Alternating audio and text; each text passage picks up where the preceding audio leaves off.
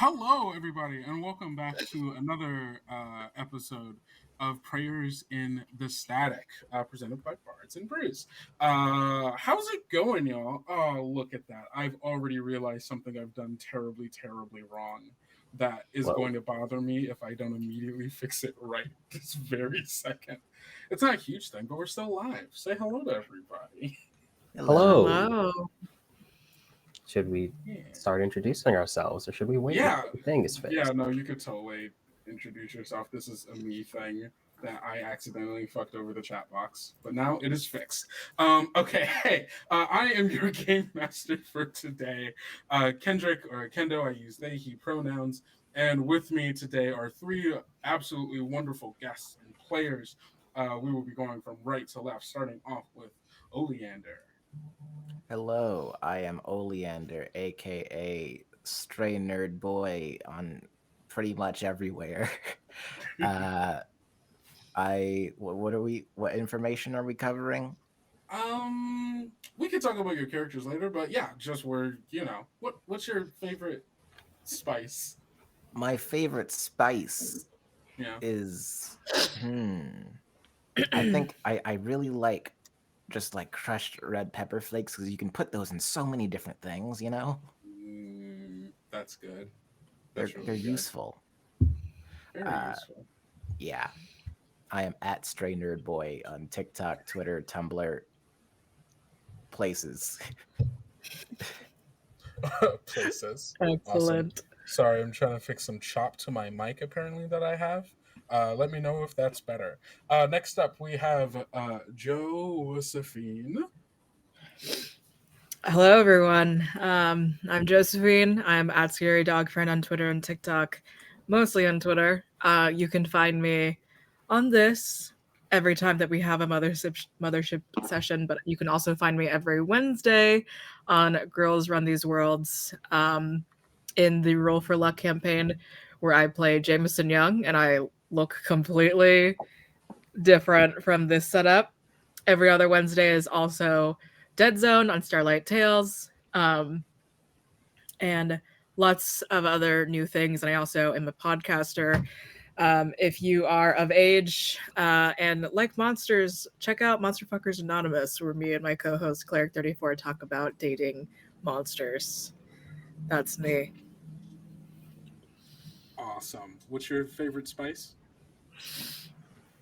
Oh God, Old Bay. That's good. It's useful. No, that's a good choice. Yeah, That is a good I like one. that. That's a good one. Yep.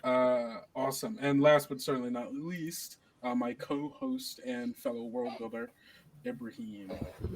Hello, everyone. My name is Ibrahim. I use he, him pronouns. You can find me on TikTok at Ibrahim_MA. You can find me on Twitter at 97_Ibrahim.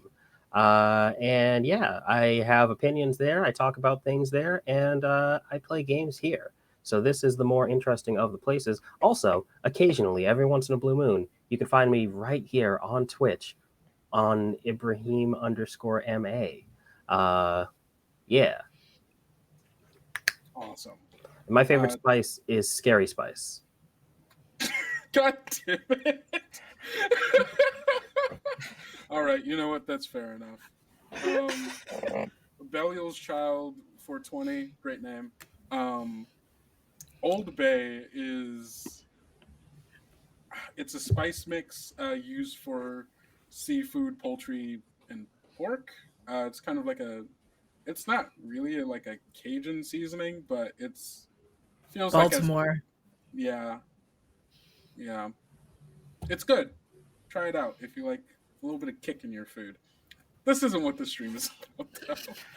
It's a cooking show. It's a cooking show. Sorry, I've been at work all day, and all I do is watch a man cook. Same.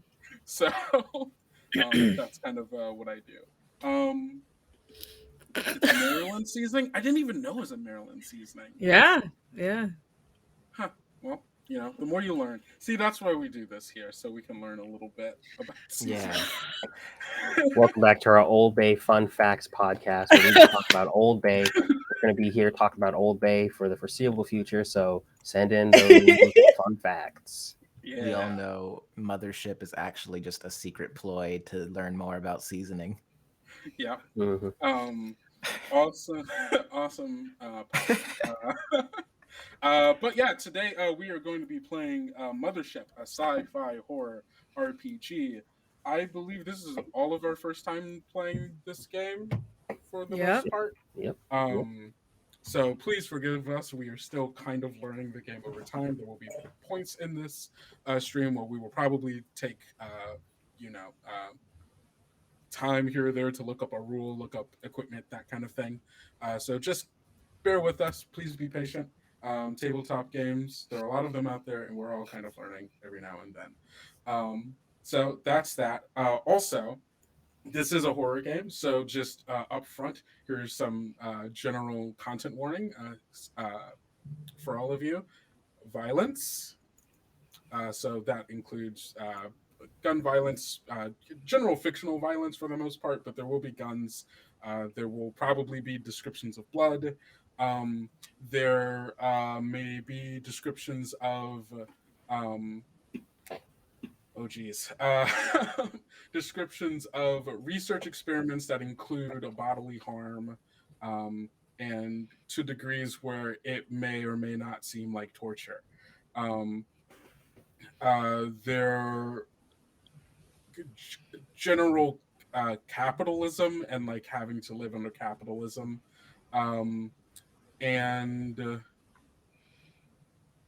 I'm trying to think of anything else off the top of my head.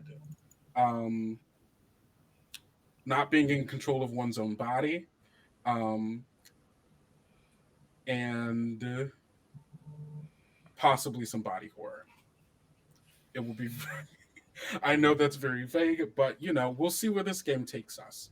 Um, Also, conversations over artificial intelligence and sapience, if that is a thing that um, is a thing. So there we go. Moving on from there, let's start off. Let's just introduce everybody's characters. We can go the opposite direction this time, starting off with Ibrahim. Tell us a little bit about your character and who they are. Okay, so I will be playing Dr. Imho Abridge. Imho is 31. He is a doctor as well as the chief medical officer of the satellite colony Walida 9. And over there, he oversees about 10,000 people and is in charge of their general well-being. He grew up on the moon, primarily on Luna. So he has this sort of like weirdly graceful, tall, so tall he's almost just long. Just everything about this man is elongated and sharp. Yeah, he's a friendly-ish guy, and I'm excited to see how he deals with the other people that are here. Amazing. Joe, do you want to go ahead and introduce us Yeah. to your firebrand? Nico Scarlet is the Marine. Nico is the Commodore Major of the Commodore Squadron 54. We are a sub-faction of the Servants of Freedom, which what is that about? We'll find out. We are my specific faction, me as a major.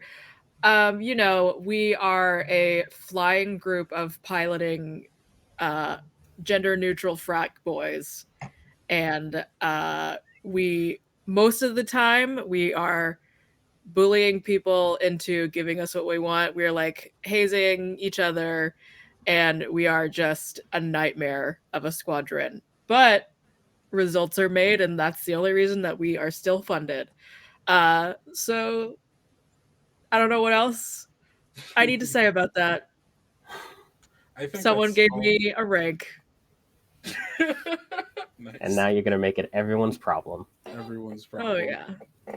Awesome. Oleander, tell us about your character. I am playing Cam, who is a weird dude, mechanic, technician, scavenger. They make stuff. They fix stuff. They eventually break stuff down. He is a sort of a weird guy. Likes literature. Pretty nice. A bit standoffish. He gets the job done though. Yeah.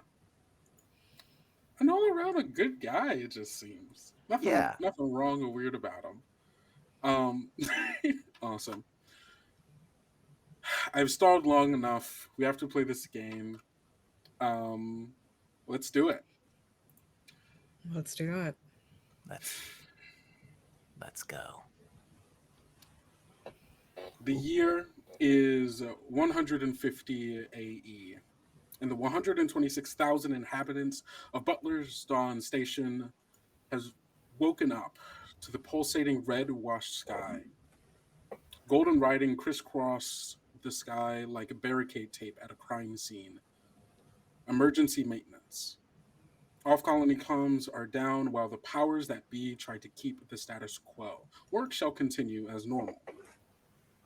There are 126,000 people here, and only a handful of them really know the danger that they're all in. As the transport ship designation MLST-82, aka the Rejoice of Pearl, is on a collision course with the colony. And even fewer people know that only 3 people have been hired to save them. We open up on just like a waiting room.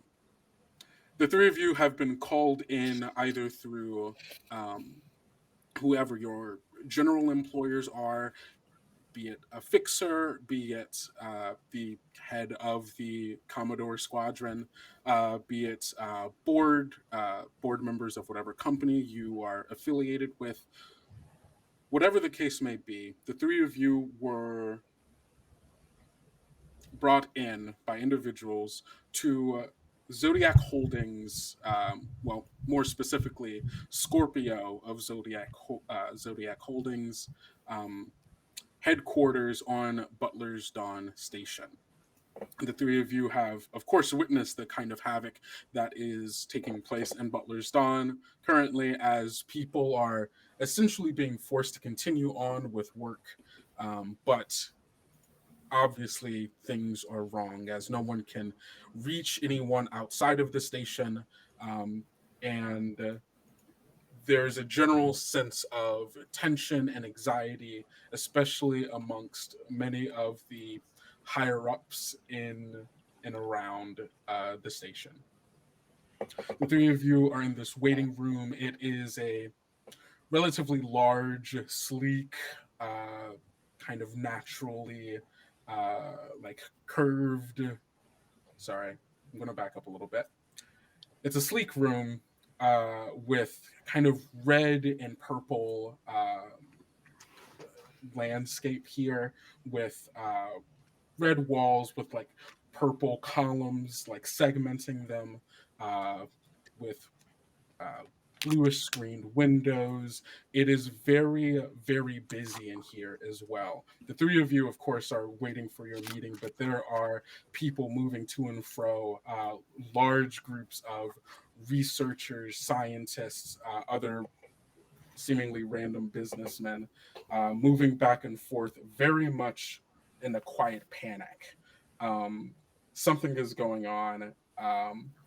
And no one is really talking to you outside of the automated desk attendant who has kind of ushered you all into this room out of the way of everyone else. It takes some time, and the 3 of you probably very easily recognize that the 3 of you are all here for the same thing, despite the fact that you haven't been given really any information about what that thing is, other than there's a top secret mission, it pays very well, and they need as few people to do this and to do it as quietly as possible.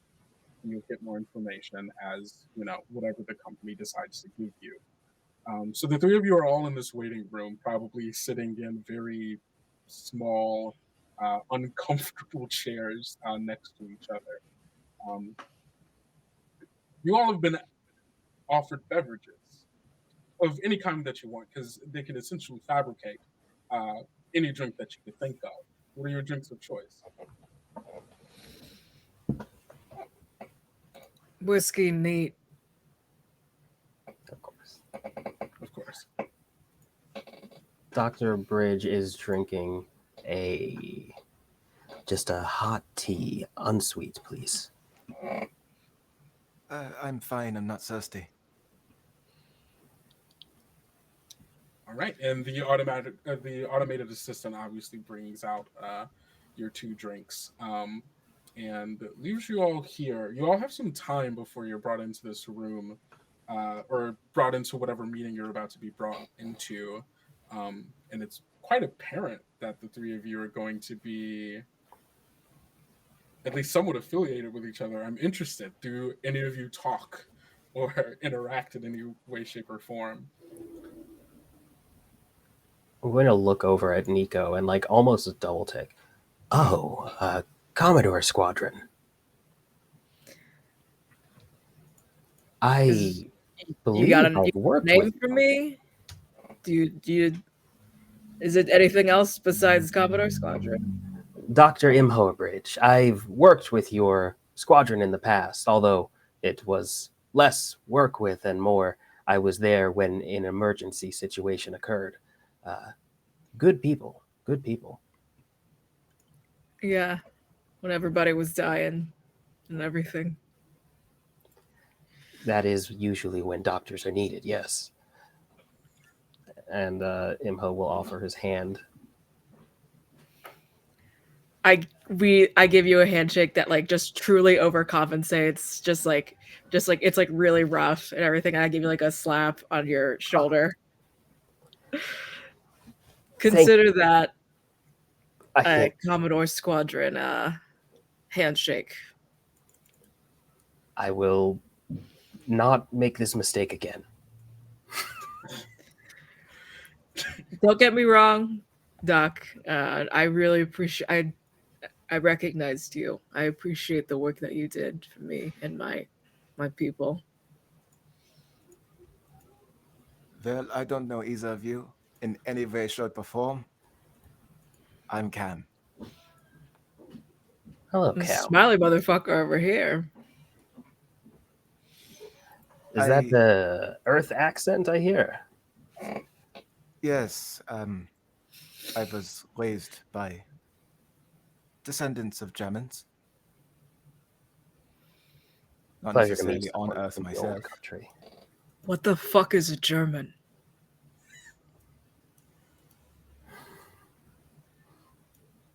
Well, in Europe, there is a country called Germany, and the people that live there are Germans.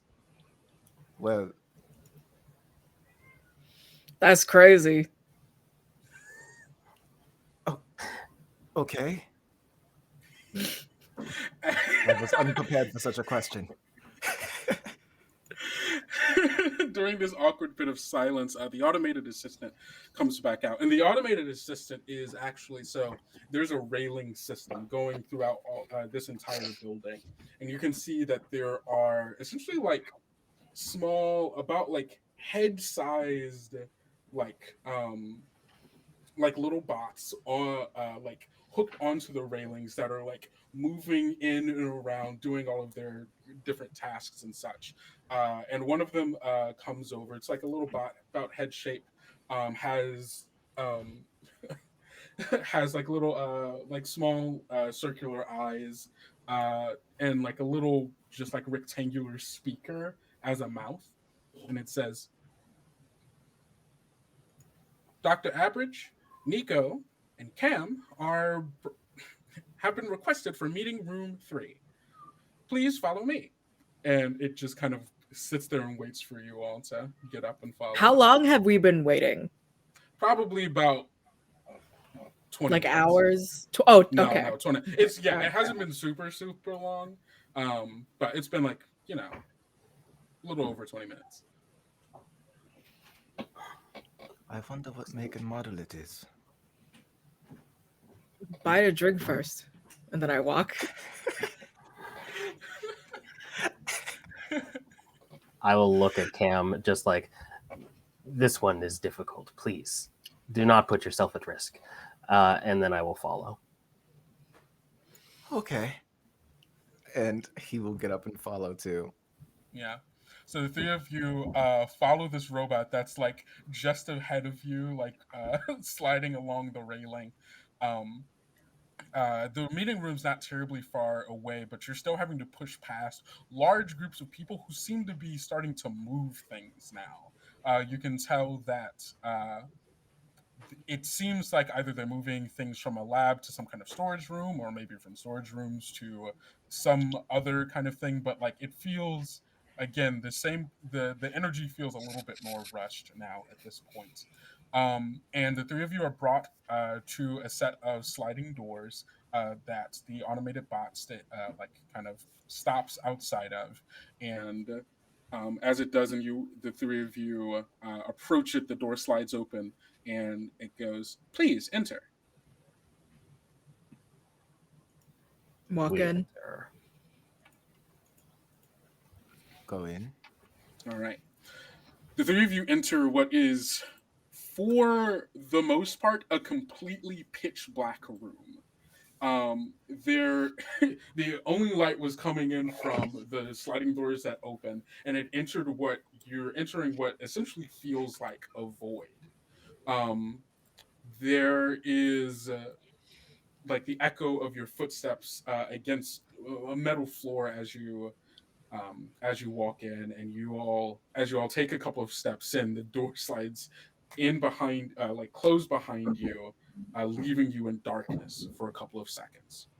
Computer, And computer, lights. The lights are. Oh, nice. Oh, they do not respond to you. Do we fight to the death now, or do we see who gets the first punch in? I feel like in pitch black would be a horrible place to fight in the death. After a couple of seconds, as you all are talking, you all hear the whirring mechanical noise There we of go. lights turning on below you.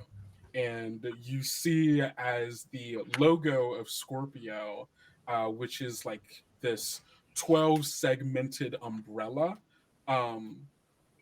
with a hexagonal, I believe, core to it. It's red and purple, with the astrological sign for Scorpio in the center of it. And you would recognize this as the typical logo for most of the subsidiaries of Zodiac Holdings, with just various different colors and the appropriate sign to go with it. And the 12 segments kind of light up around it and start turning and spinning, and then slowly growing larger, lighting up more of the room until the room is completely red and purple. And standing in front of you is probably one of the most flamboyant men any of you have ever seen before in your life. I gotta turn on the virtual table for the audience to be able to see. I know it's going to be a little weird because this is the man.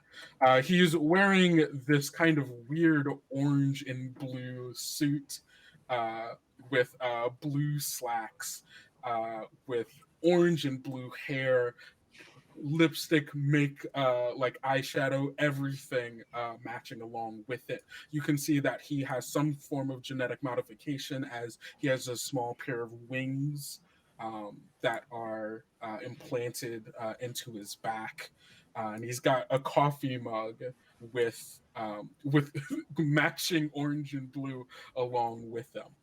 He's got very sharp features, high cheekbones, and a very kind of happy-go-lucky look to him, or not even happy-go-lucky. That's not necessarily the right word. He has very high. He has very corporate energy, if that makes sense. Um, he's got very high corporate energy about him, and alongside him, like in almost kind of not completely circling around you, but almost in a semicircle. You see six figures, three on either side, kind of flanking him, um, that are just purely colors. Um, there's a red one, there's a blue one, there's a green one, there's a yellow one, there is a purple one, and there is a. Sorry, there's not a purple one.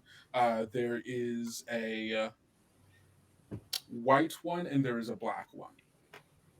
And the six of them, they are just colors, but you can tell that they're humanoid in some way, shape, or form, and that they are connected to a physical form, because they aren't just like blank, faceless bodies. They have like there's some nuances to them that you can't quite fully tell, just because you don't have the full detail, just the color, but you can tell that they are distinct individuals. And the man in the middle, after all of the lights come up and the three of you kind of get your bearings, goes, "Hey, gang, how's it going? I'm so glad you could join us. Phoenix Firelight, how's it going? How you guys doing today?" Thank you for the invite, Mr. Firelight. However, I could do without the theatrics. And I will move to shake his hand and then pull my hand back like, oh, this didn't work out well for me last time. I will just nod. You start to go to do the handshake, and he is fully on like, "Oh, all right," and then you pull back and goes, "All right, that's fine, I guess. No need to handshake." Dr. Average, is that correct? Yes.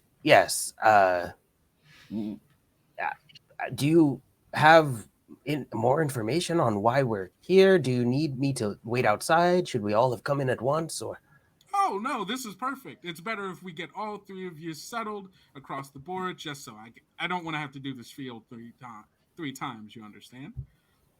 And also, this is a bit time sensitive, so the quicker we get about it, the better it is for all of us. All right? Understood. All right, you must be Nico Scarlet. In the flesh. You are highly recommended. Hopefully you don't let us down. And Cam? Yes, in the flesh, as Nico said. Wonderful, wonderful. Good to meet all three of you. Now, you may notice that we are in a bit of a pickle. 126,000 people are going to die soon. What? Wait, what makes you think that? What's your mission? To be fair, the communications being down are more than a little bit suspicious. A station this size has several dozen backups. For all of them to be down for maintenance at once, Mr. Firelight, it's a bit sloppy. Well, you can see he's doing his best to try to hold in amount of frustration. He's like, well, you see, once you get the full details of the mission, you'll kind of understand why we're a bit under the microscope at the moment and a little pressure to just kind of do things as fast as possible. So, of course. Yeah. So, I guess you already kind of get the gist of this. We're having a little bit of an issue with. Okay, I'm just going to lay it on out for you. And he snaps his fingers, and a holographic projection of a ship manifests in front of you. It's like the kind of. I'm imagining it's. Hold on. Do I just want this to be just like a regular holographic projection? What's it? I want it to be a projection of some sort, but I think we can do better than just holograms, right? It's a Vocaloid. It's going to sing and dance its way into our hearts. I guess it could just be a hard light hologram. It could like be made of like a lot of little particles. Ooh, I do kind of like that. Oh, okay. I know exactly. So he snaps his fingers, and rather than just like a hologram popping up, what happens are three floating projectors fly out like from the ceiling, start floating around in front of you, and they let out a almost like a neon mist of sorts. And the mist kind of hangs in the air for a second before reconfiguring and making a holographic ship that is in front of you. And he says, "This is the Rejoice of Pearl transport ship, MLST standard issue. You get the gist. We were working with a research company, and to make matters short, we were trying to ship something from one place to another. That's why one would use MLST, right? Well, at some point during that, trip, something got out. Let's just say, one of the bits of cargo got out, and it seems to. I'll just. And he snaps his fingers again, and you hear a what sounds like a recording from a from not quite a distress signal, but it very much seems like it. It is a synthesized voice from what was probably like a typed message. And the first, and it just kind of goes, warning. Hold on, I'm sorry, I have to get myself together. Warning, Rejoice reporting. Cargo number 2331 has commandeered the vessel. Warning. Warning, Rejoice reporting. Cargo number 2331 has set a new course.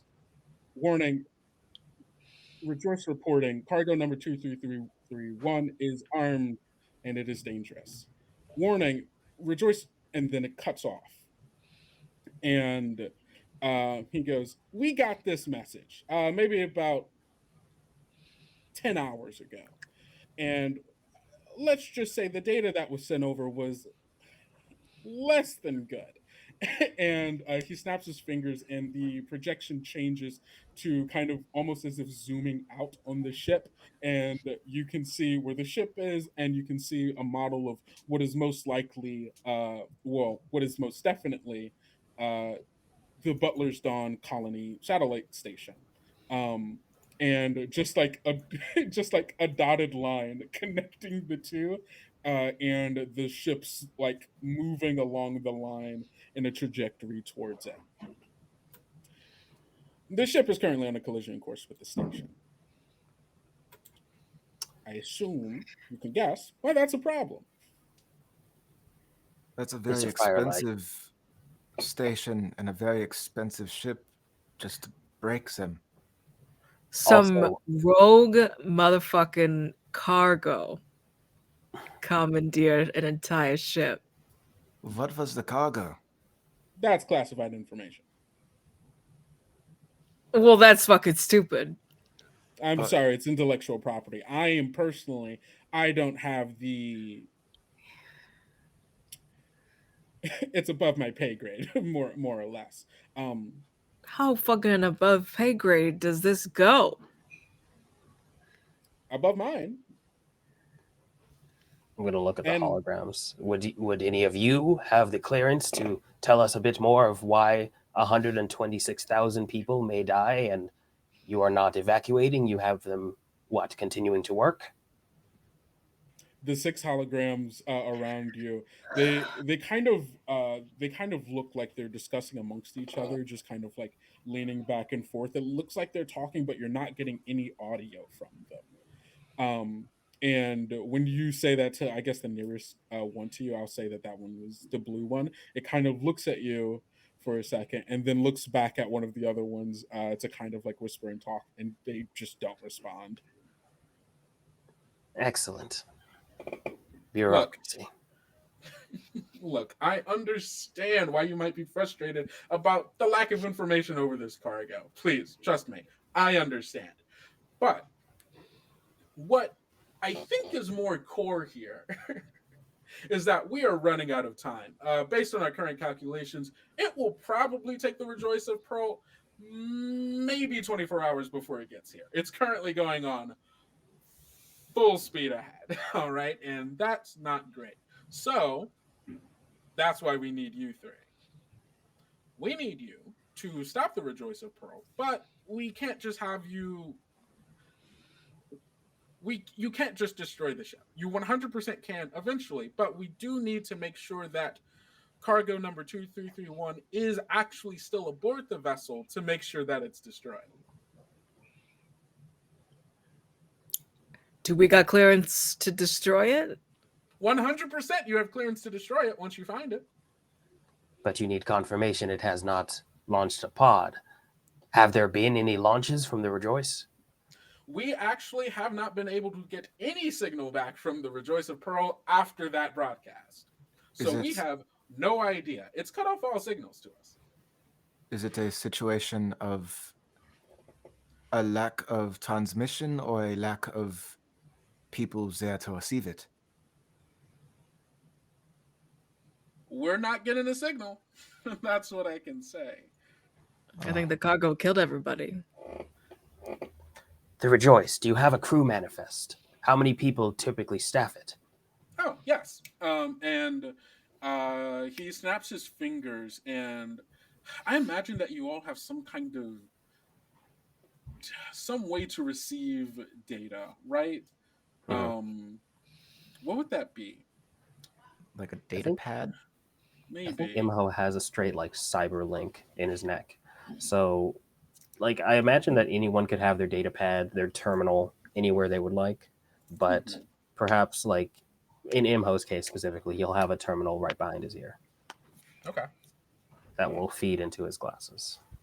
Ooh, I think along with my armor, I just have like kind of a whole forearm kind of situation where it's like a little bit of a panel. Yeah, for sure. Yeah, I like that. I think Cam just pulls out a little actual pad of information that projects a little holographic thing. Ooh, nice. I literally thought you were about to say a pad of paper. Yeah, just yeah, I like that. Cool. I think one of these floating bots then, I guess. Okay, so I think it has a hard link for you to connect to Dr. Abridge, and it probably has two hard links that come out to connect to Nico's like arm gauntlet and then into Abridge's like behind the ear connector, and then for Cam, I think like some of the little like digital like neon mist actually separates from the current projection, and like floats over to like above your little data pad, and then like it goes into it and then comes back out as the information. And the three of you get some more information about what's going on here. Oops. Oh, come on. Get out of here. Roll 20. Aren't you just so good? Don't we just love roll 20? Yeah, so you can actually see on your roll 20s, you have at least some information about the Rejoice of Pearl.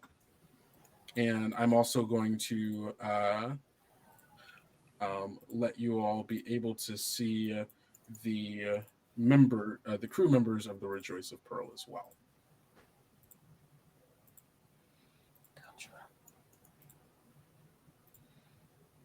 You should be able to see them in the NPCs folder as I am unlocking them for you. Excellent.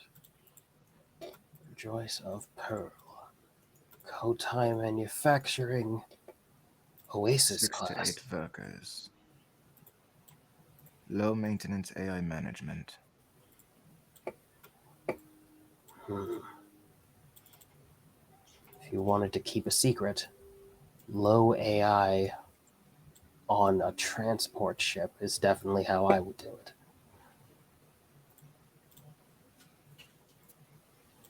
Why would cargoes that could potentially kill or commandeer a vessel in any way, shape, or form be put on a small ship with only 6 to 8 workers? That's classified information. Okay, everything's classified. I'm sorry, there's very little information I'm actually able to give you. Because please understand, some things are even classified to me. And as he says that, you can see that a couple of the holograms turn to look at him, and he there's a slight break in the facade for him, where you can tell that there's an amount of frustration that he has as well over what's going on. But like as like one of the nearby like holograms turns to look at him, he very quickly straightens up. I'm sorry, it's intellectual property rights and such. We would have you sign so many different NDAs, as well as possibly kill you if you were to ever, and I mean ever, breathe a word of this to anyone. Understood. So, do you have any other questions? Do I get to use my ride? Oh, absolutely. We would prefer it even. That's why we hired you. Or are thinking to hire you. You don't quite have the job yet. You have your own ship. I'm a major of my own squadron. Oh, a major, a doctor. I'm just Cam.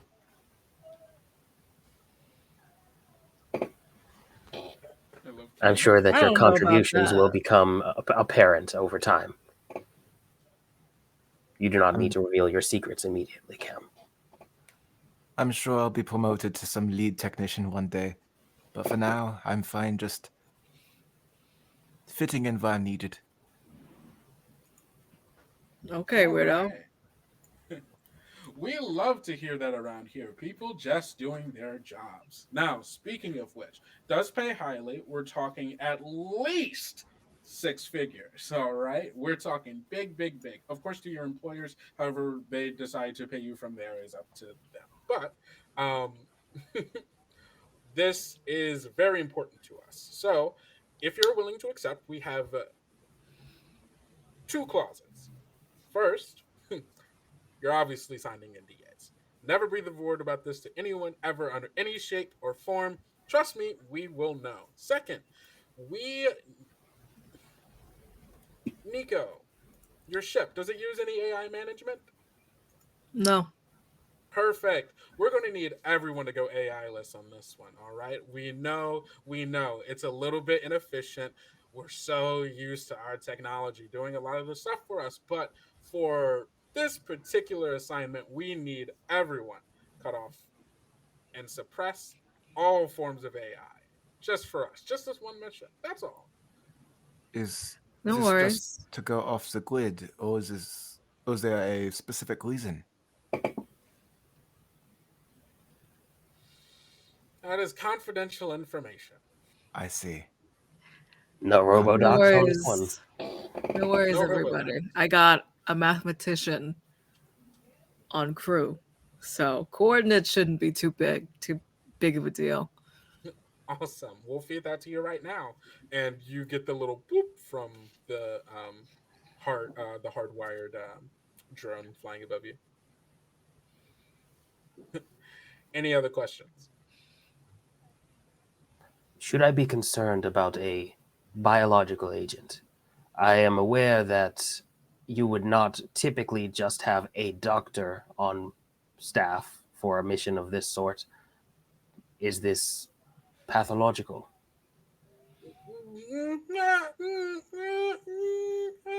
And you can see he kind of looks around a little bit, and if one were paying close enough attention, you could see a few like slight nods. No, nothing biological that we know of. But we could use your help, Doctor, as well. We don't quite know the status of everyone on board the ship. And so, in case people need to be rescued, there you are. Plus, I hear MLST is looking to add in a little bit of something extra if you could get their people out of there. So, that's up to you. I No do not problem. need incentive to save lives, but certainly, sure. A good doctor. The only kind there should be. I agree. Any other questions? No, set me up. I'm in. All right. I'm afraid that any of the questions I have might also be confidential. Oh, that's get head on your shoulders. All right. Then go on. Get to work. We have less than 24 hours before some people might need to be leaving.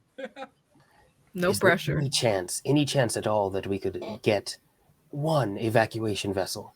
Just something nearby For yourselves? for the citizens who are in grave danger should we fail. Oh, don't worry. That precautions are being taken if, people need to leave. You did not answer my question directly. I suppose we will simply not fail. It would be best if you didn't. We won't. Much appreciated.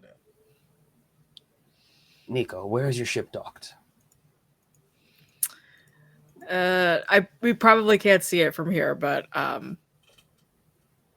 well, let's take a walk out and we'll know what it looks like as soon as we see it. Excellent. The Commodore Squadron never skimps on their ships. I was always amazed. The med bays on these things, very advanced. Shame about the auto dock, but So We prioritize.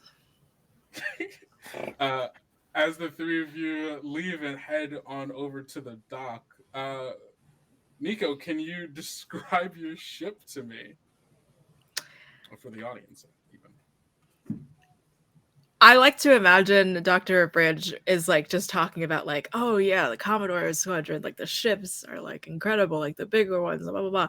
And then we immediately see sort of like almost like a sports car of like a scouter ship. It's just sleek and is certainly built for speed, but also just plastered in like some like sick ass font, the SS Big Sexy, and then there's just a naked woman also just like posing on it. Classic Air Force. There she is. It looks fast. SS Big Sexy. This 54 works a little differently. This is a racing vessel. This is not. I Are would there say facilities on board? racing is not super on protocol. What do you mean? What was your question? There is a naked woman on the. How is this not? It's fine. The Commodore Squadron would never send you out in something that did not function. Exactly. Yes, I don't believe the painting of the naked woman would affect its ability to fly. Maybe to fly under the radar, but not its ability to fly. I'm not usually the guy that people call to be under the radar necessarily. So this is going to be a fun new thing for me. Fascinating. Please show me to the medbay. I must ensure that it has not been raided for opioids. Oh, probably. Anyway, let's go.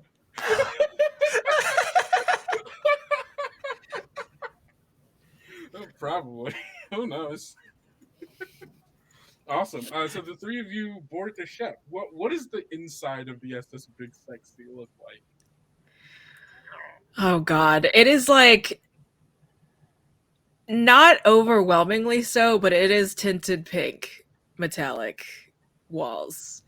And I don't know what like where we walk in necessarily, but like the pilot seat setup is this. Like there is just like very fucking tacky like velvet dice, like fuzzy chairs.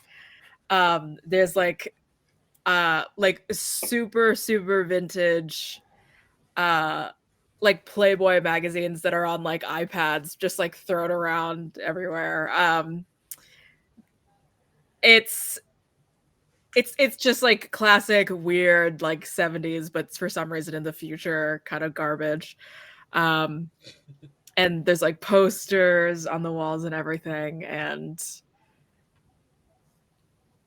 Nico just like arms outstretched is like, my friends, home sweet home. Med bay's down that way. Are those playboys? Those are priceless, hundreds of years old. I did not take you for a classical art enthusiast, Nico. This is an incredible collection. I very much enjoy classic literature. I Okay. very I much got enjoy some. I got some 20th century in material. particular. I got He's some swiping material through. for the both of you. He's swiping That's- through the Playboys, and he's just like, Yeah, yeah. "Is that Pamela Anderson? Wow!" Look at this font. They don't even allow you to use this font anymore. It's lost to time. It was called Too Sensual.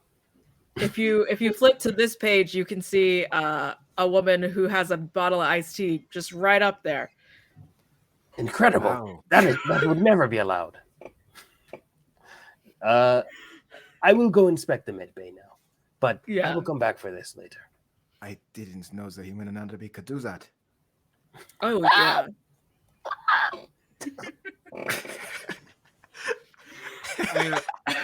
As the as the two of you get acquainted with the ship, I think we are going to go ahead and take our first break. Thank you all so much for sticking with us. We'll take a 5-minute break. We'll be back 7 minutes after the hour, and we look forward to you doing that. I don't know what I'm saying. All right. Good job. Great. See you in a second.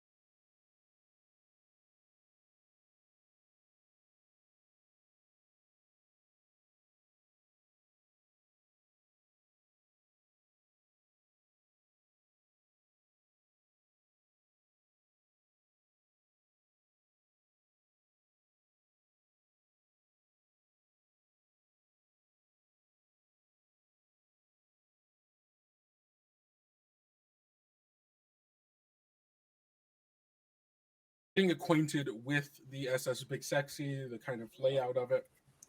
I think over the course of it, you all were probably also introduced to the two other crew members of the SS Big Sexy. Excuse me. Oh, those biscuits coming back to bite. Those those two crew members obviously being Stinky Jim and Balthazar. Obviously. Our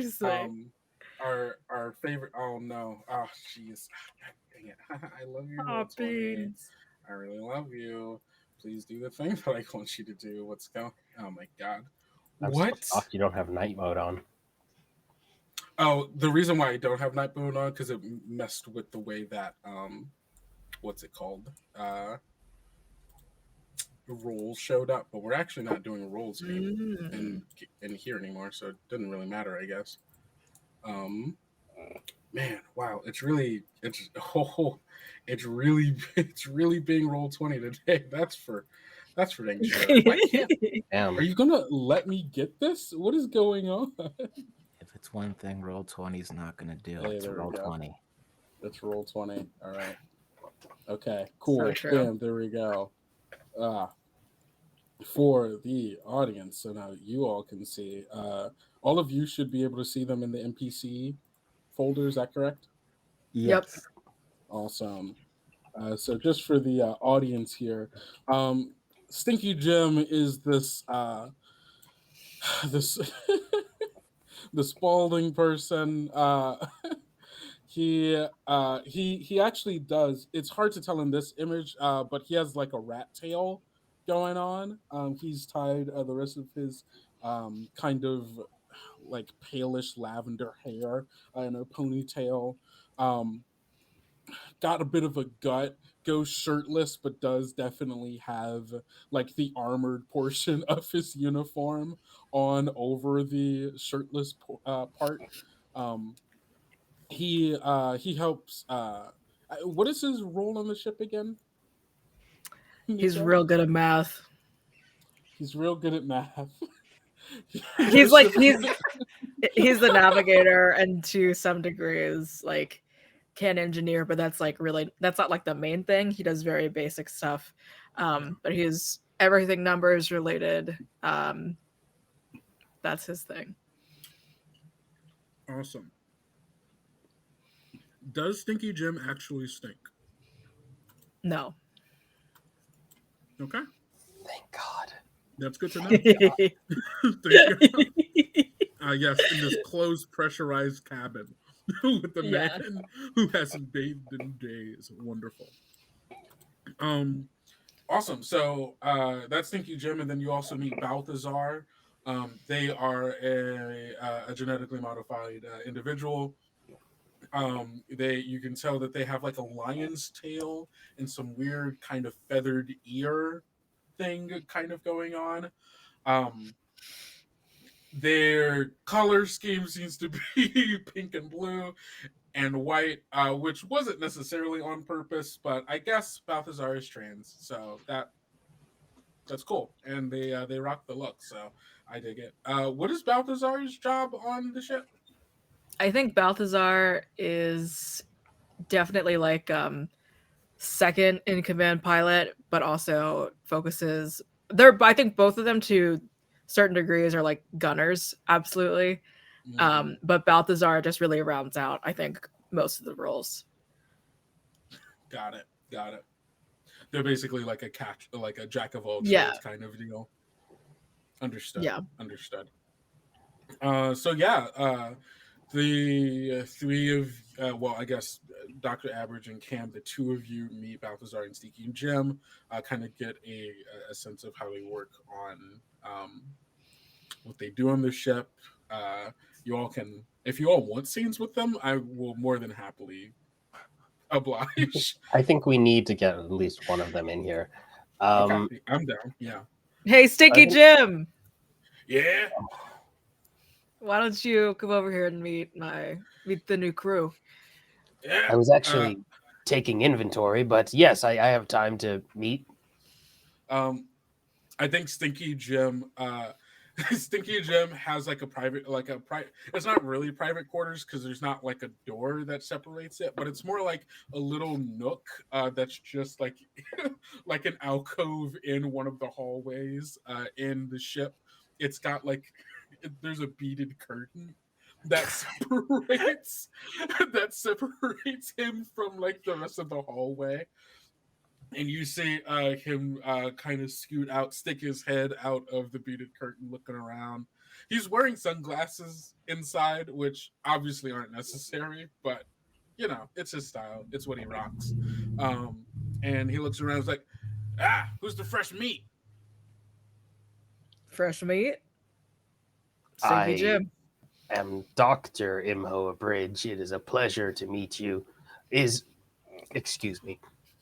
Doc! Stinky Jim? Yeah, Doc. Yeah, you don't remember me? You worked on me. I don't believe you were named Stinky Jim then. I think it was just Jim. I see you've accrued more epithets. Yeah. You see, there was a job a while back.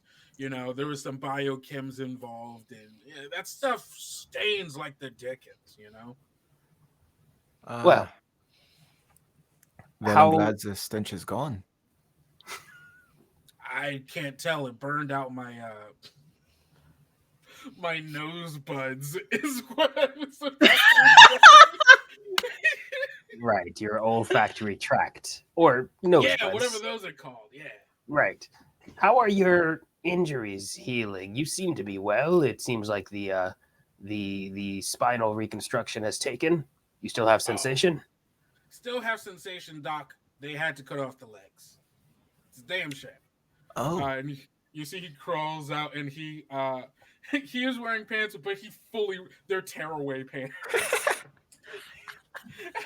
And he tears them off, and you can see he's got a fresh set of cybernetic legs to him. His legs have been cut off, basically like not quite at the hip, but a little bit lower at the hip down.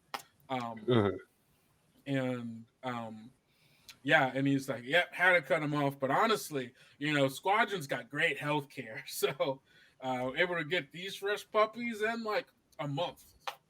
Yes, I was surprised that they were so quick about remitting payment. It's not often that a private military organization actually hires the services of a microsurgeon. But I'm glad that you still have your nerves intact. That's good. And those are quite sleek as well. Thank you. And he does little like modeling poses with them. And he's like, look at the curvature on these bad boys. This is a horror stream. I guarantee you all. It helps when your boss is your ex. So, hey, you know what they say? Who isn't your ex in the squadron? I mean, yeah, that's really fucking true. Yeah. You need HR. I think you'll hear like a voice from down the hall. We're talking about exes? Balthazar, get over here. Oh, there's more. There's just one more, Doc. All right, give me a second. And you hear a clang, something falls over in a storage room in the back, and you see them coming running out, and she's like, sorry, I was taking inventory back there. Look at you, Doc. It's been so long. Oh, hello. It is good to see you again. I have not. Wow, was this mission specifically crewed by people who I have worked on in the past? This is interesting. Oh, I mean, as far as I know, no. We just Major here, you know, we just all love her. You know, who doesn't want to work in old 54? Is this? I don't remember. I'm sorry, I forgot. 54. Yeah. Who doesn't want to work in old 54 with Nico Scarlet? Am I right, babe? I see. X. Right. Everyone is X's. Current, actually. Oh. Current X. Current X.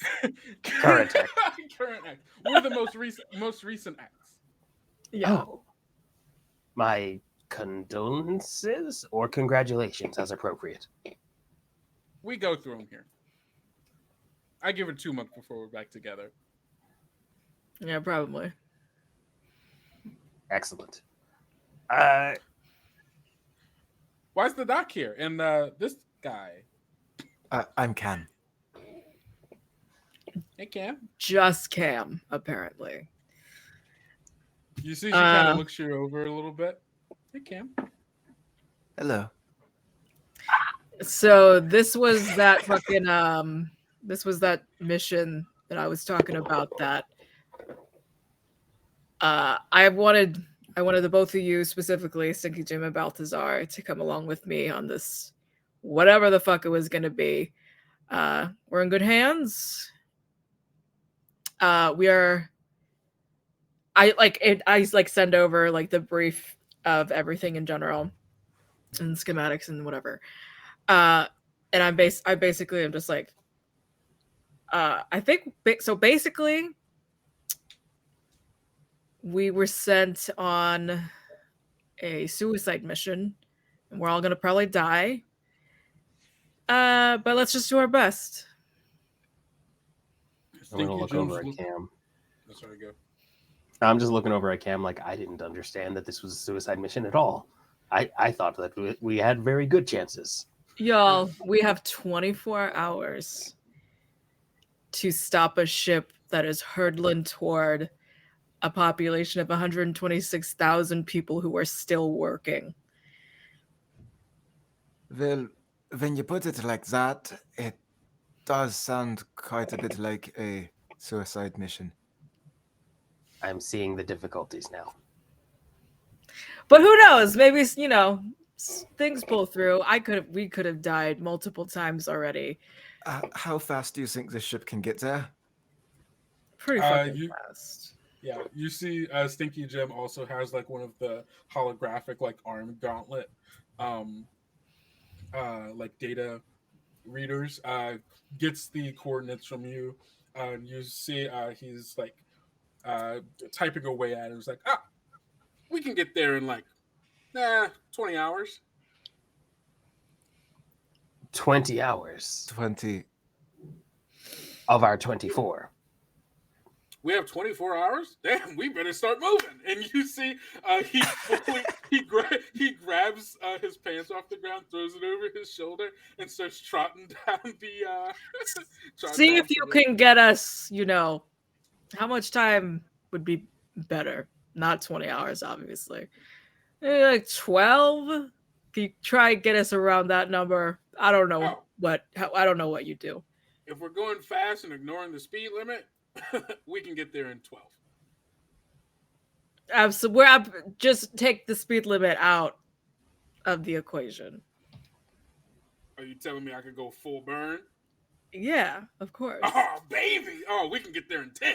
And you see he fully runs into the thing, and we are from 20 hours to 10 hours. This is why the Commodore Squadron breaks every law, and yet we still work here. As the physician on staff, I am going to need to speak to you all before we begin firing the thrusters. If we are going to move at full burn, there are some considerations to be made to make sure we all get there conscious. For sure. Excellent. And I don't want to, if there's more happening here, I don't want to stop that. Okay. So, Nico, are the crew equipped with pressure suits? Yeah, I don't know. Are we?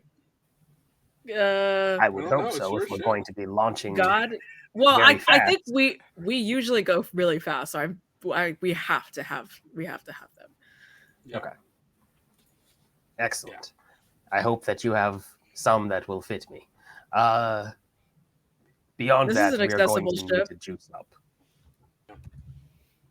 So I will need to inject all of you with the juice.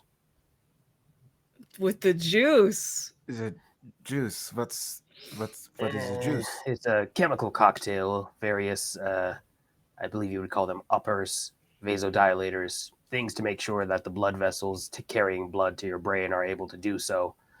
Poppers. That as well. There are some active ingredients from those tools, but primarily it's going to be a lot of stimulants. So if there are any Right. sensitivities, I will need to know. No. I'm not a Excellent. big fan of needles. I could certainly prepare a gaseous mixture for you, Cam. Perhaps that would be for the best. All right, so the doc's gonna go to work mixing up some juice, and like the juice it's bad, like it is bad for you. So it's gonna be like it's this cocktail of blood thinners, vasodilators, Yummy. amphetamines. It's gonna have a bunch of stuff to keep you from vomiting. It's also going to like make you more stretchy. Like it's going to just it's gonna like plasticize Poppers. parts of you. Yeah. Yes, poppers. This is going to hurt. It's going to feel bad. It's going to suck, but it's going to make sure that nobody passes out because you will not be able to because you're going to be so high you cannot pass out. Huh. Sounds like a good time. That's wild. All right. Awesome. Cool. So I think you all get your stuff together. You get ready for takeoff. Stinky Jim puts in the coordinates, warms up the thrusters. Balthazar heads over to the communication panel and like starts, sending in getting clearance for you all to launch out of the dock and all of that good stuff. Is while you are still connected to the network of Butler Dawn, is there anything you all do as far as that would need a computer communications or anything like that? As far as, do you want to research anything? Do you want to reach out to anyone? Do you want to do any of that before you Yeah. all? Okay. I'll reach out to somebody. Okay. I'm just gonna leave a message to Lieutenant Colonel Perpetua Hux. Mm-hmm. And just very ominously, like voice to text, and just like, this might finally be it. Just so you know. And then that's it. God. If I were to get that message, I'd be panicking. But I feel like Perpetual Hux is like, Nico. Oh, you. I feel like she's gotten this message a few times. Yeah, Or something absolutely. Like it. Yeah. I think What I'm going to about, perform. Oh, go for it. Oh, sorry. No. No, I was just going to ask, were you about to do something? Okay, I think I'm going to just access the station's computers and I'm going to send a message. And it's just going to be like to like a sort of anonymous forum type deal. And I'm just going to submit a message saying, I have received information that the situation aboard Butler's Dawn is grim. Tell the appropriate parties. Do we have any information at all on Cerebellum and or Scorpio being related to this? And I'm just going to send that out. And I think like my tag on there is like magic hands or something. Magic hands, love that. So you can definitely send that out. I can even have you do a roll for it. If to kind of collect some information. The first roll of the game, even. So roll. Yeah. So you're gonna make a check here.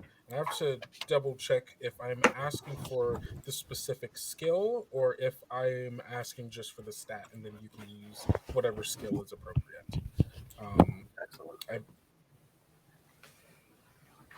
Yeah, I think that's the way to go. Okay, cool. Yeah. So could you make an intellect roll for me? You said a what roll? Intellect. An intellect. Intellect. Yeah. Okay. What's The the doc's what's the pretty good smart. doctor's? Yeah, what's the good doctor's intellect? If I'm not mistaken, I think it's 50. Oh my God! What? Oh, I Let forgot. me, let me double check. Yeah, no, Yeah, you're right. intellect is at 50. Okay, cool. So if the doctor fails this roll, we're Mhm. screwed. All right.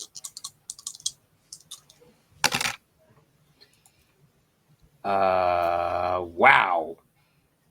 That's a 6. That I rolled an 86. That is a failure. You try to send out this message out on the forum, and as you try to send it, you keep getting this error message like message didn't send, and then you try it a few times, it's like message didn't send, message didn't send, and you get a good, you have done this enough to, or you've been around the block enough times, heard enough stories that um,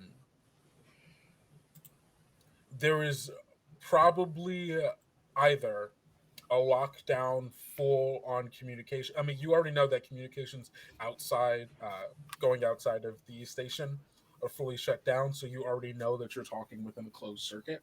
But now you get the sense that what you are talking about has either been completely locked off or your account has been blocked as far as like you can't send shit right now. Um Damn it. that's what's going on. Those bastards. All right. Going in blind. All right. Cam. The Rejoice of Pearl is from its make is Kotai Manufacturing. Would I be able to look up any history on Kotai Manufacturing to see if they do such, if they make their ships for such high risk situations like this often? Yeah, for sure. You can also do an intellect roll for me. Oh wait. Oh wait, I'm right here. Are you doing it in roll 20? Yes. Should I Okay. not? You can. No, I was just asking.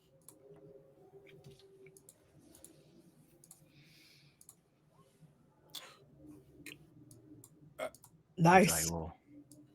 I guess that's a. Is that a 1? Yeah. You rolled a 1, which is a critical success. Oh. Or I guess you rolled a 0. You rolled 2 zeros, so that's a critical success. That's awesome. So you, Cam, just because of your connections with, so you work for Bullseye, Bullseye Industries. Thank you, Bullseye Industries, which has a contract actually with Kotai, um, Kotai Manufacturing, specifically for the creation of management AI, and it's also just kind of general knowledge that MLST, the company that uh, was transporting, which stands for moving labor, shipping and transportation. It's kind of just like a generalized shipping company. It's like our version of like FedEx or UPS. Mm-hmm. They typically don't do high profile work like this. They are a low to medium security shipping company. It's like a general like, hey, I'm sending this package to someone. Some companies do, like most companies tend to use it as a way to just ship things from like one factory to another, or to for it to be sold somewhere, like whatever it is that they use it for. So the fact that apparently something this dangerous or and even lethal was shipped through them feels weird, but weird in the way where it would make sense if someone were to do this because they were shipping something high profile and they wanted no one to know, and they thought that they could get away with it because they thought nothing would happen. Interesting. Oh, that's something. Yeah. Awesome. So you all get ready to take off. Nico? What are your takeoff? What's your takeoff procedure? Do you have like a catchphrase you say as you're taking off, or? Oh God, the worst thing just came to The worst thing? just I'm gonna refer to the doctor and be like, is everybody good? Are we good to go? Everybody juiced? Everybody buckled up and shit? Yeah. Everyone is juiced. Everyone is... Cam, did you take your inhalant? I didn't see. Oh, yes, I did. Excellent. Then we should be good to go. All right, everybody, pussy up, and then we just go. What does this mean? I've not heard this colloquialism before. We're flying now. The SS Big Sexy has pulled out of the dock. You have launched full throttle. You have launched way faster than any kind of exiting out of a dock should be, especially because this is busy as fuck right now. Everybody is at this dock. There's so many different private and commercial vessels currently coming in and out. Everybody's super busy, and you just fucking boom right out of it. It definitely almost crashed into a few vehicles on your way out. You hear over the comms, whatever the like, whoever the what is it called? Not like traffic a controller. Manager. Thank you. The air traffic controller being like, SS Big Sexy, I need you to slow the fuck down, and you are gone by what? Bye. Balthazar cuts off comms and it's like, don't worry, Major, we're clear. And you guys are fucking out of sick. there. Amazing. So you all are taking off and you're on your way to intercept with the Rejoice of Pearl. It's a long 10-hour flight. Do y'all do anything while you're all in waiting? Great question. Cam would probably bother Balthazar or Stinky Jim about like the science behind the ship. Like, oh, I would like to know more about the thrusters. Oh, you want to know about my thrusters? Yes, I've been waiting for someone to ask me about these thrusters. Come on. And he hops out of the pilot seat and says, you got it, Scarlet? Yeah, I got it. Have fun. And he goes back and he shows you he goes back and shows you the thrusters. Like, now these bad boys are Armada standard. Well, not necessarily standard. I've played around with it a little bit. And he just goes on and on talking about the engines. I know shit about nothing. So, yeah, that's he's telling you about the thrusters. Doc, Nico, what about you? Unless Cam, you want to talk to Stinky Jim more. Oh no, that's all I had. Okay, awesome. I think Nico wants to talk to Doc. Okay. And well, in whatever sense, just like while autopilot, blah blah blah. I'm like leaning back and just like addressing Doc wherever you are.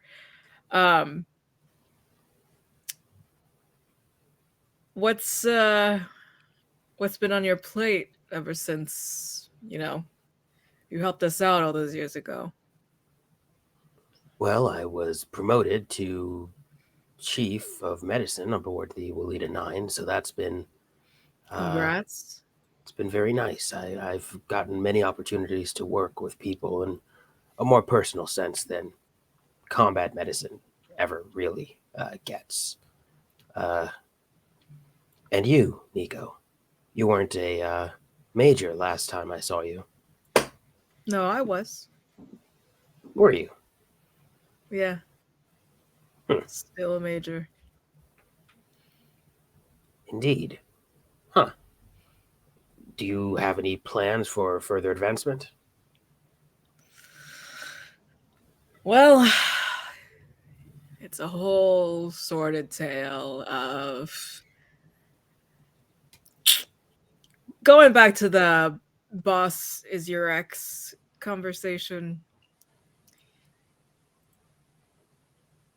So I don't know if you ever got to meet Perpetua. Oh, sorry, Lieutenant Colonel Hux. Mm. We were at academy together. She ended up getting a rank higher than me, and then kept going from there. And well, she's basically trying to get to colonel, but is trying to appoint somebody for lieutenant colonel to be somebody that she trusts. And she is trying to get me out of my comfortable little bubble with my squadron. And that's just not in my interest and never has been. So she's been trying to pull on some strings for a couple years now. But something tells me that this mission had her hands in it a little bit as well. So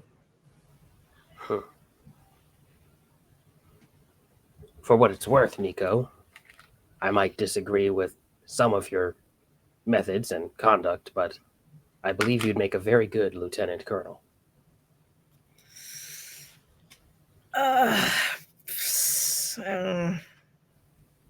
Regardless of whether or not you take the role, you would be good at it. Right. It's not that I don't think I'd do a terrible job or anything. I just,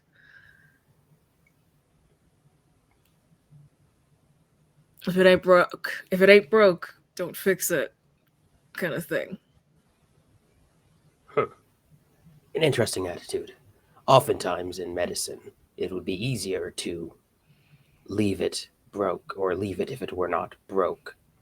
But there's often a possibility for improvement, to enhance function, to restore things to better than they were before. With microsurgery, you're not just putting together bones, you're not just sewing up skin. I'm going in to reconstruct cellular structure. I'm putting nerves together.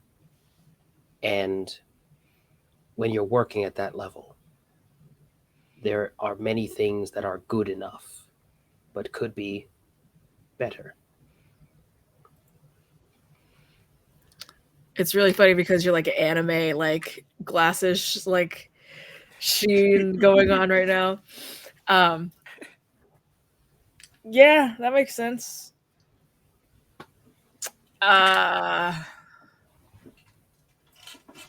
I just kind of don't want to.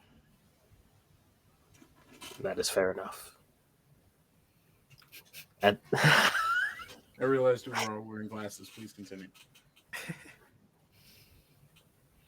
Nico, you run a good ship. Balthazar and this stinky Jim, they're good people. They follow you for a reason.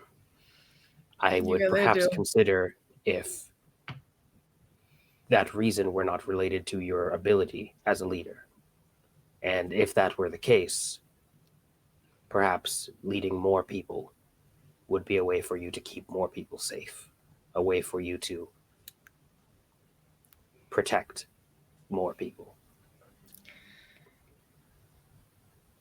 I mean, that's definitely a better reason to be promoted than anybody else has been fucking giving me. the Commodore squadrons. Commodore in general is she's for profit. So everything, funding and shit.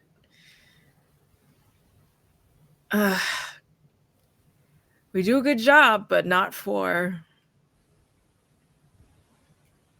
any kind of sense of nationalism or, I mean, whatever the fuck that really is. Just kind of do it because you gotta. I hear that. I wish that I could say that I had never taken a job just for the money, but I've certainly been involved with things I would rather have not been involved with. But in doing so, I was often able to help more people. And I just have to tell myself that the sacrifices I've made are worth it. Yeah. Yeah. That makes a lot of sense, Doc. I think we cut back over to the conversation with Cam and Stinky Gem. Meanwhile, we do have a hydrate from Bran. Thank you. Drink up, Hydration. everyone, if you have water or something near you. Bev. I realize I don't have a Bev near me. I might need to go get a Bev. I have this melted smoothie. Delicious melted smoothie. Woo! Awesome. So yeah, we cut over to the conversation with Cam and Stinky Gem, and I think Stinky Gem is just like breaking down every single like change and modification he's made to try to make either the thrusters more efficient, more powerful, even sometimes less efficient just to be more powerful. I think we get into a part of the conversation where he's like, yeah, they do like to overheat sometimes, but as long as you just modulate between one thruster to the next, you can kind of keep it at a nice, dangerous level, but not one that's like dangerous. You get what I'm saying? I think I understand. From an engineering standpoint, that's quite clever, Yeah, but yeah. also very risky. Very risky. But, you know, I'm able to do it because I listen to her, you know? You can hear the way she purrs. You can hear the way she rumbles. And you can tell when she's hurting, you know? A lot of people, they don't get it. They don't spend time around it like I do. You know? You just got to listen to her. Machines speak, you know? I've worked my fair share with machines. When I first started as a mechanic, I've worked back in a factory on a colony. Which one? I've lost track. I've been to a lot in the past 2 or 3 years. Fair enough. They're putting more of them in the sky, and I'm not quite sure why. We're running out of Lagrange points. If I'm being quite honest, you can only put 2 or 3 of them some bitches up there. But, Yes. You said machines speak. If you listen to them. I've never thought of it like that. every single gadget, gasmic gizmo, big old engines like this, every single thing, it's got a certain kind of hum to it, you know, a certain way it works. It's got a rhythm, a cadence to it. And if you work with it long enough and really pay attention with it while you're working, you can get a sense of the way that it wants to be working. You know, you can't. A lot of people think because we made machines, you know, you can just kind of do whatever you want to with it, and it'll just kind of mold it however you want. But certain things are made to work certain ways, regardless of the way that you want to work with it. And sometimes you just got to listen to what it's saying and mold yourself around that. And then when you start working in harmony, you make a beautiful ass fucking engine like this. It is quite beautiful. Ain't she? And he like pats it and he's like, fuck. Shit. I'm sorry, baby. I'm sorry. That's on me. I shouldn't know. Looks like you weren't listening very closely, huh? Well, you know, we get a little handsy sometimes around here. Well, I'll make sure to listen a little bit more closely in my own work myself. Okay. Thank you for the perspective. Of course, one engineer to another. Of course. Awesome. And you guys keep on flying. You're doing whatever you're doing, and then I think we get around the 10-hour mark whenever a voice comes over the comms. You hear Stinky Pete goes, "Think you all want to see this? We're coming inbound. She's in our sights." Head back We're gonna over run to up the bridge. yeah. All, I guess 5 of you in total technically head over to the bridge, and over the I guess just like out of the bay windows you can see in the distance the Rejoice of Pearl, large green transport ship. But that's not the only thing you see. Actually, you see that connected to the ship is another ship. It is docked in its airlock currently. And Nico, this ship looks familiar to you, actually. This is one of Squadron 26's ships. The SS Suns Out, Guns Out. Those fucking bastards. You know these people. That's a Commodore ship. We were not the first. Why are we not the first? As you guys are talking, you see Balthazar's over on communications, and she goes, "Hey, Major, we're getting a hailing from the Rejoice. It looks like." For what? I'm just saying what I'm seeing. Comms are supposed to be down, entirely down. Do you want me to put it over, or?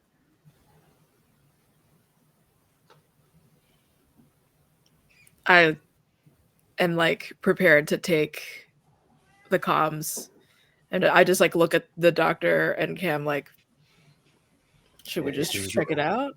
It's your Why ship, not? Nico. Check it out. Mama Bird. Just like matter of fact, like this is who is answering. Yeah. SS Big Sexy, and you see on the over the bay windows the holographic screen pops up, and it's just I'm imagining it's just the logo of what did I say, MLST, which I don't know what that logo looks like. It might just like be MLST, like big bold blocky letters, and it's got like a circle around it with like the audio waveform as the voice comes through. It's a synthetic voice, female, and Cam, you would actually recognize this voice. This is the voice of a. This is just like the generic stock voice that Bullseye uses for AI management programs. It's just like a pretty stock voice. It says, "SS Big Sexy, please turn back. This will be the last warning. Everything is fine." No. "SS Big Sexy, please turn back. This will be the last warning. Everything is fine. Cargo number 2331 is not a danger. Let it be." Last I checked, there wasn't a Bullseye model AI on this particular ship.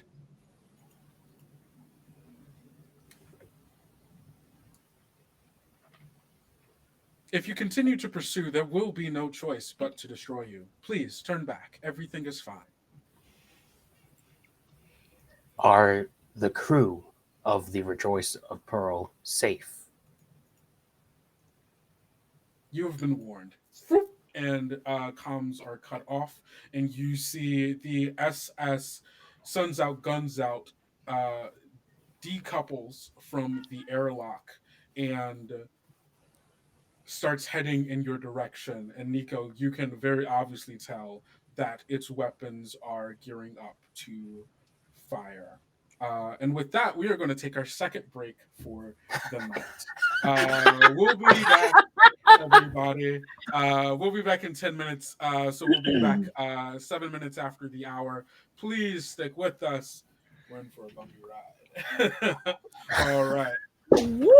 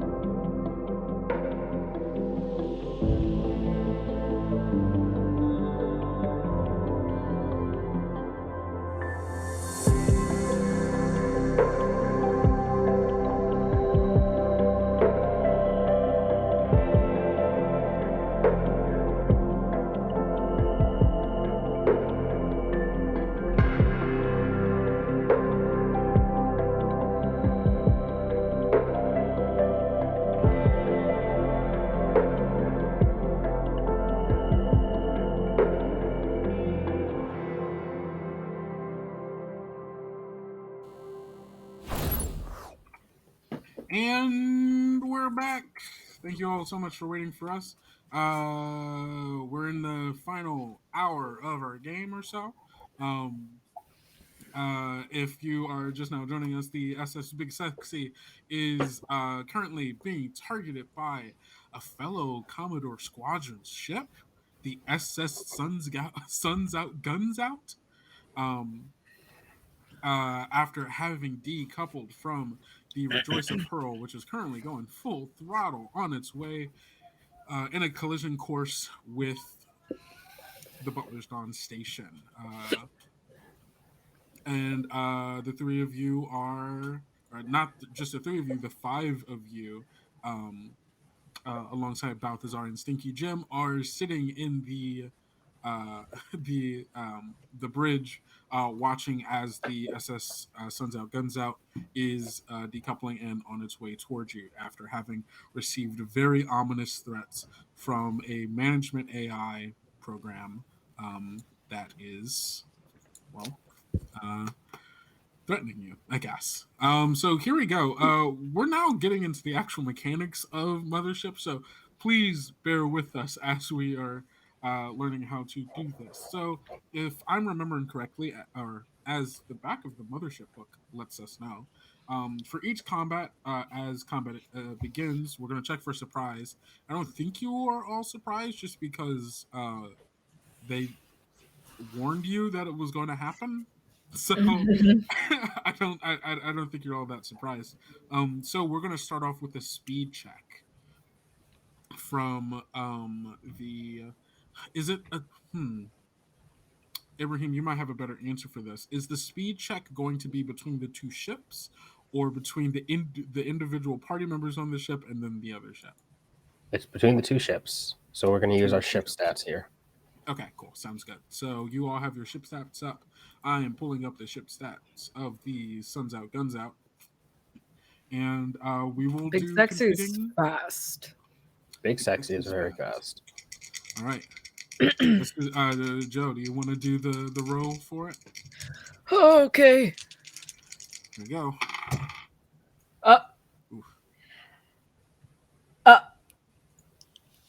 Please 96. tell me that's There are 3 ships.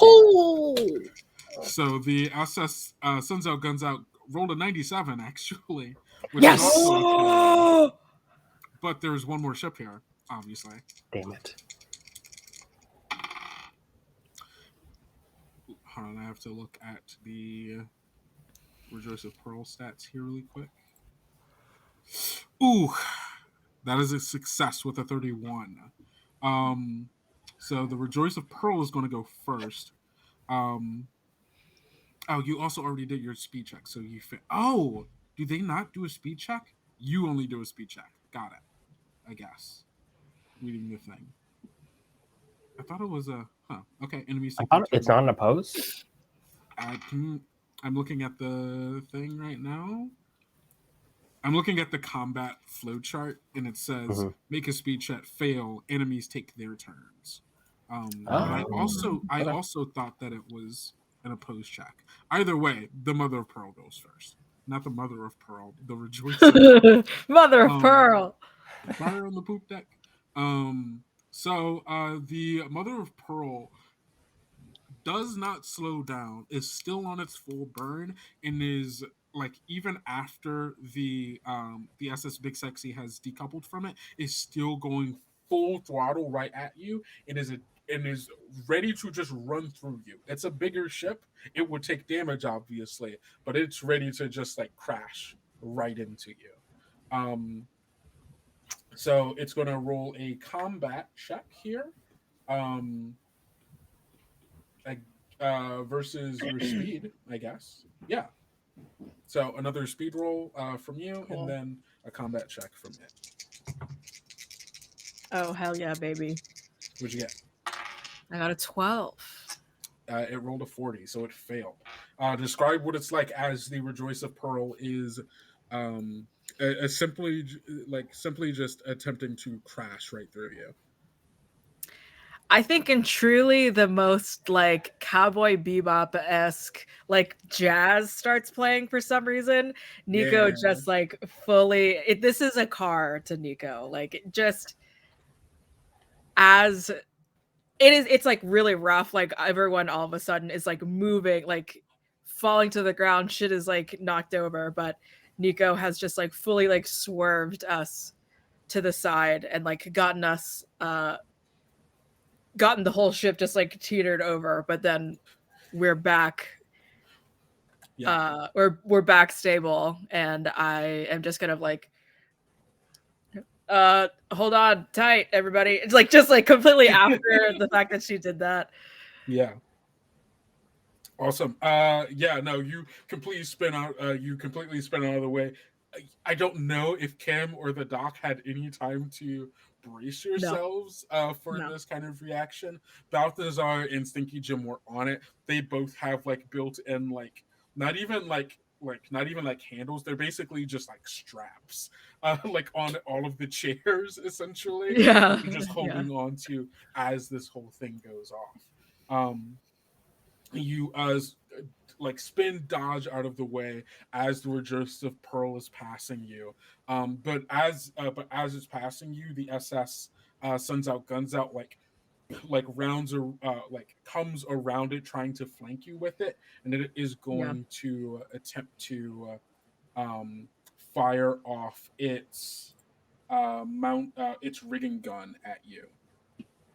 Okay. And so it's going to be combat versus your armor. Okay, that's a little bit lower. Oh, terrible. Nope. Whew. 73. All right. It got a 69. Nice. So it just it fires off its large harpoon connected to like a solid like carbon fiber cable. Fires it off as you're spinning. You happen to I'm sorry. You describe it. Actually, wait. You both failed. Yeah. Okay. Who failed more? We did. We failed more. Yes. So this is supposed to go bad for both of us, if I understand it correctly. Yeah, this definitely does go bad for both of you. Understood. Got it. So cable fires off. It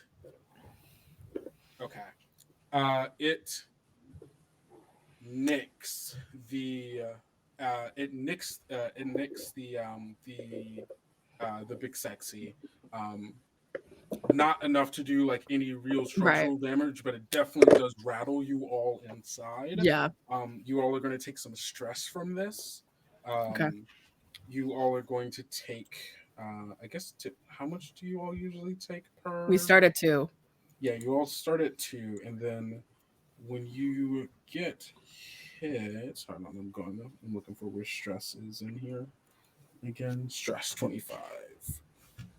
Sorry, all. Again, we're still learning how to play this game. 25, how to gain stress. When failing is any. Okay, cool. Gain 1. Okay, cool. I think you all just take 1 stress then. Okay, sick. From getting hit. Yeah. Oh. Yeah. Awesome. Nico, I appreciate your piloting, but this did hit us. Yeah. I think the way in which actually it hits, it catches onto something that is on the big sexy, like something sharp or whatever, and it ends up like as you're like doing that spinning dodge away from the control, it actually ends up not completely severing the cable of the rigging gun, but it does it does cut it a little bit, making it a little bit more fragile for future uses. We can't afford to be graceful right now. Let's keep going. All right, it's your turn. And we do we do our turns as a team basically? Yeah. You all will do your Okay. turn as a team. I'm gonna refer to Doc and Cam. What would you like to do in this moment?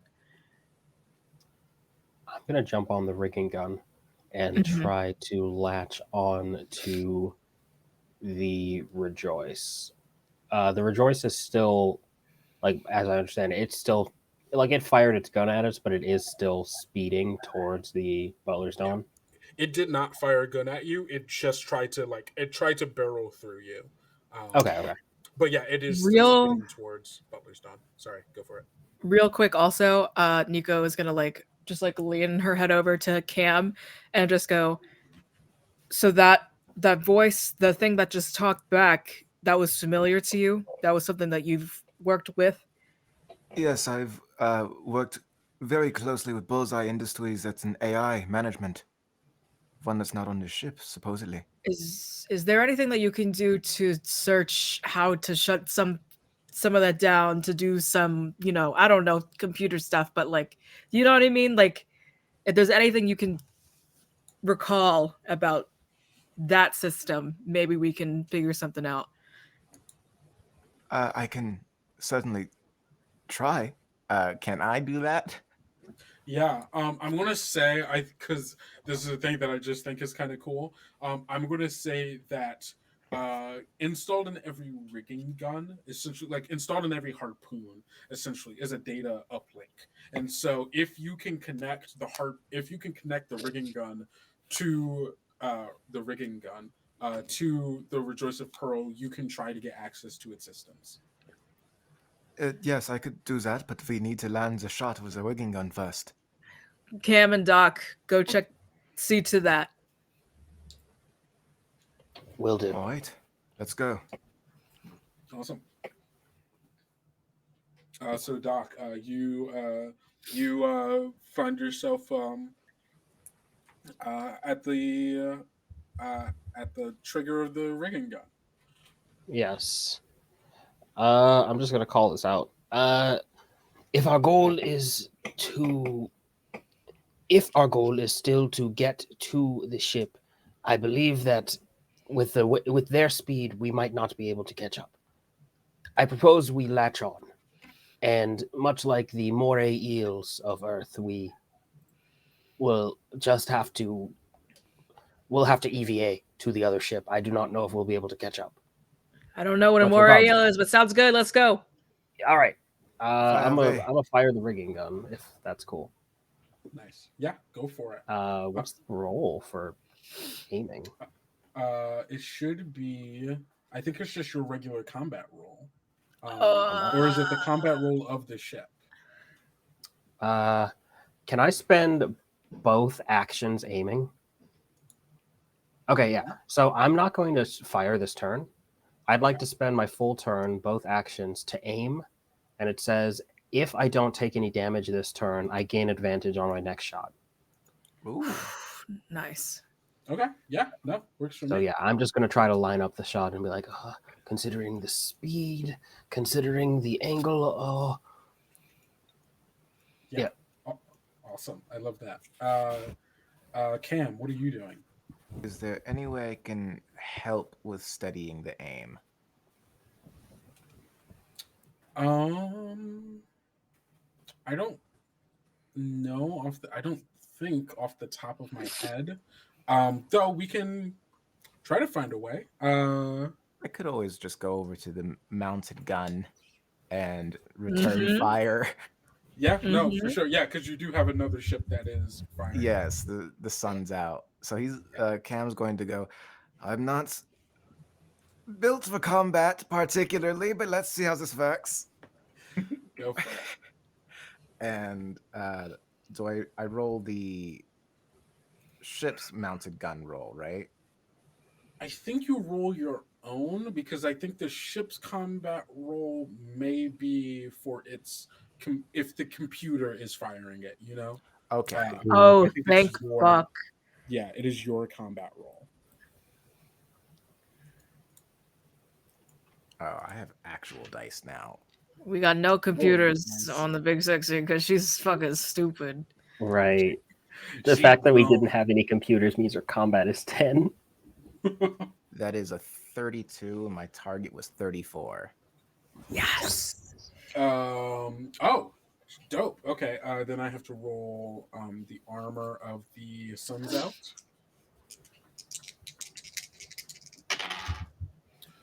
That is a failure on the Sun's Out. All right, and it does 5d10 damage. Yep. Let's go. Have to take the glasses off to read.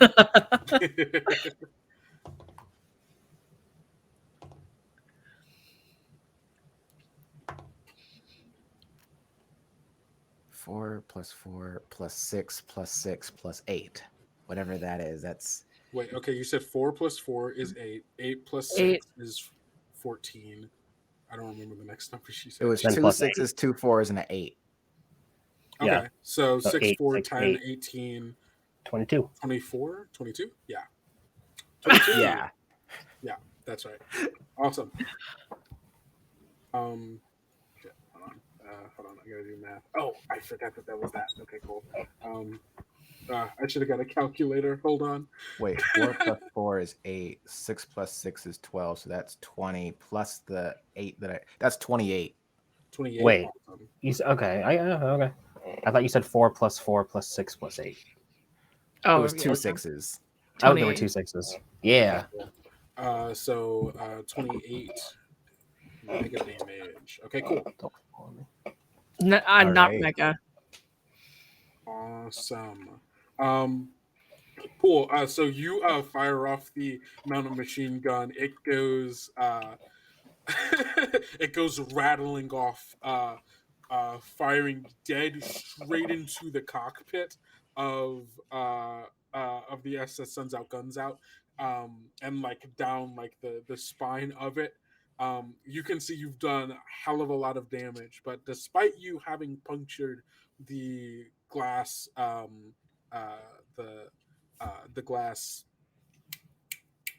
I just said it. The glass face of the cockpit, surely depressurizing this whole ship. It does not stop its pursuit. Beginner's luck, but they're still going on. What's Awesome. next? Nico, you still got some actions. Oh shit. Let me see. As far as what I can do.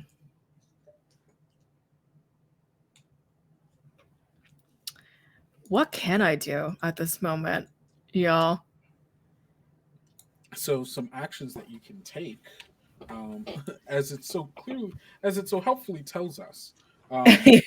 You can engage in regular combat during ship-to-ship fight, whether your ship is being boarded by intruders, so on and so forth. This all can be embedded within the same combat and all takes place in the same time frame. Ship's computer can take a certain number of action turns on its regular thing. You can hail the attacking ship and attempt to open a line of communication. When the ship takes damage, it affects everyone. You can pilot. Okay, cool. That's just other stuff. So you can do the typical actions: attack. You can bandage a wound, but no one is wounded yet. You can draw. You can move, fire vehicles, weapons, open a door, operate a machine, pilot, throw something, take a drug. You can maneuver. Take a us. drug. You could Take a maneuver drug. us, yeah. You can, What did you say, Ibrahim? I said you could maneuver us. You could put us into a more advantageous position if Yeah, that's something you want to do. Yeah, I was thinking that. You need me to move more over there? That would be very helpful, actually. The angle is not All good right. for me. Awesome. So it seems like you're trying to catch up to the Rejoice of Pearl. Then, is Yeah. your move here. Awesome. Then give me a speed check. Using ship speed, right? Ship speed, yes. 33. That's a So critical success. success. That's a crit! Ooh, Fuck! That's really good. let's go. Hold on. Give me 1 second. Let's see what the Rejoice has. We're not gonna die this session. No, doesn't do it. All right, cool. Yeah. Describe to me what this critical success looks like as you most definitely catch up, but definitely do something cooler as well. So, Man, I think I am only thinking this technically gravity exists. When Nico pilots, apparently not. Um, because what I'm thinking in my mind is just that somehow the big sexy moves so fluidly, almost like you're just parking a car like perfectly like slotted in between like just parallel parking or whatever. Like she just puts the big sexy so perfectly in between the rejoice and the sun's out guns out. And this time I don't nearly knock Cam and Doc off their shit, and I want to like clear up such a path that the Doc is like, oh, this is like exactly where we need to be, or like close to where we need to be. Nico, you've created a clear shot. How? I didn't think it was possible. I'm good at what I do. Yeah.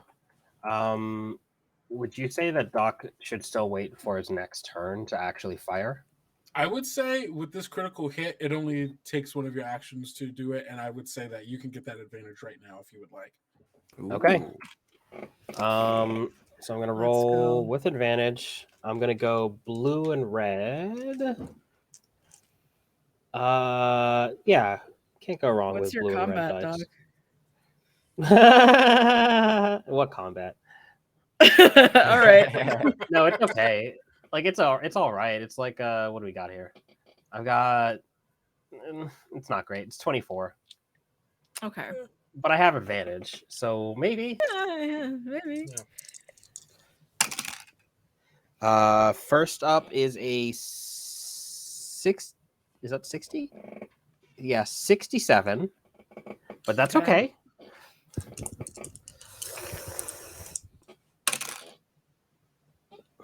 That's a 3.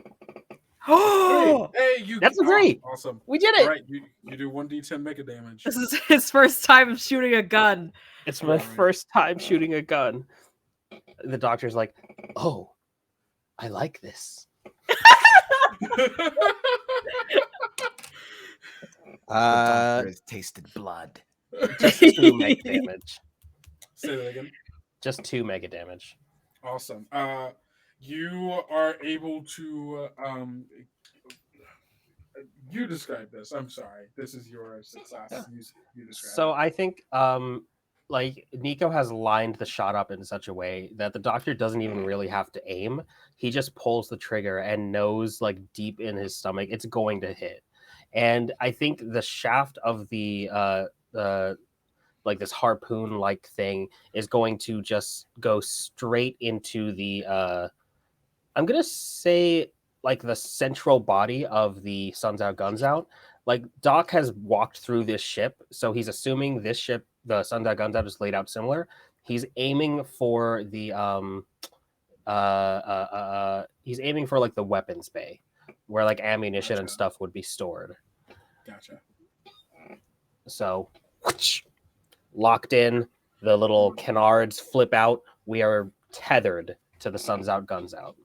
Yeah. Absolutely amazing. All right. It is the end of you all's turn and the start of their turn. I think the Suns Out Guns Out. Now that like the two of you are tethered, you're like kind of like at like either ends of like a tense cord dumbbell essentially. And it like you can see as the gun turret like turns and prepares to fire down on you. I did realize something about these stats aren't necessarily correct that I have for this. They should be different. I'm going to change them slightly.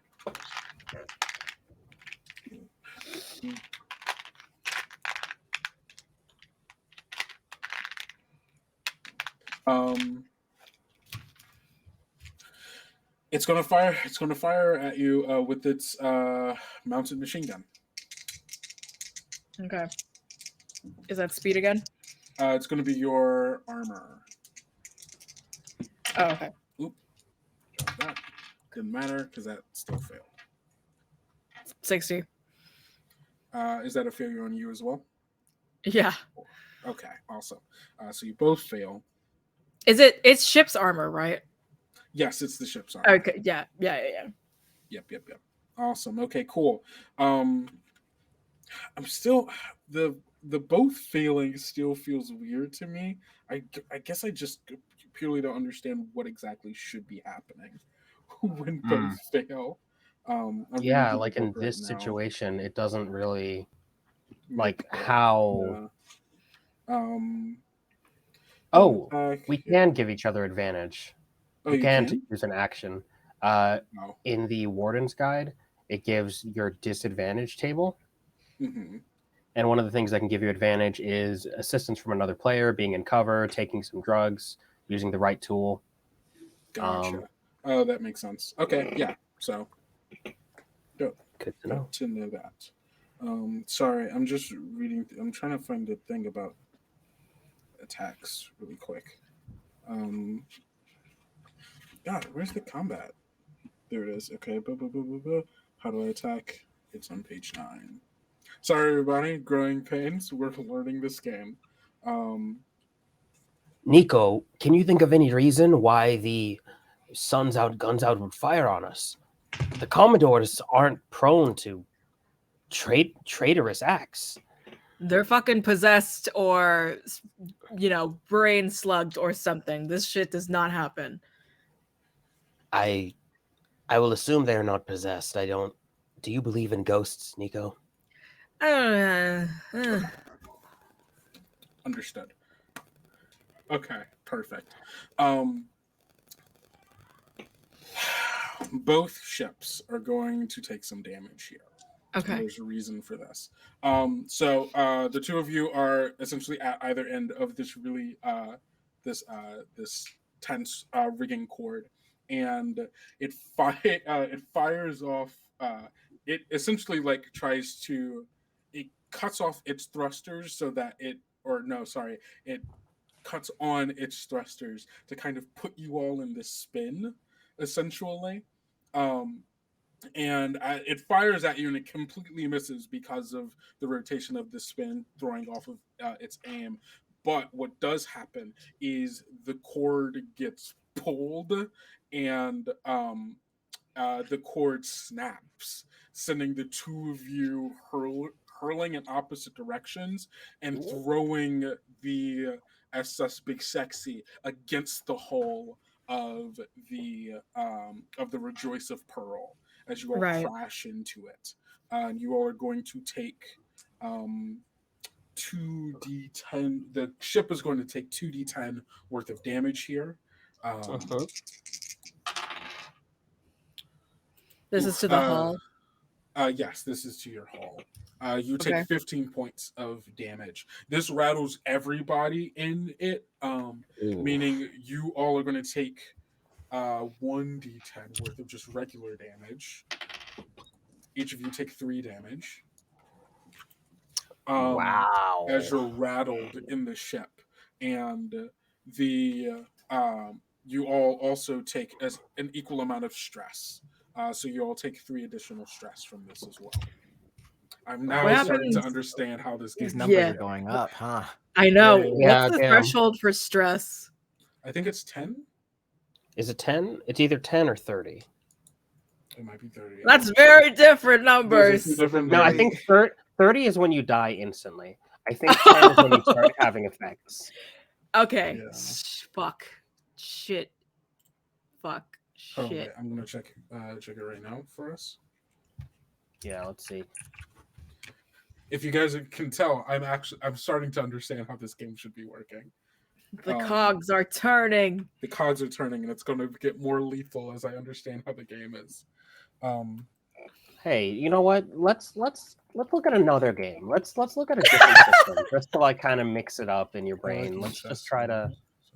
Eventually, stress. We could play Wander Home. Yeah, let's play Wander Home. No combat, no death. Very peaceful.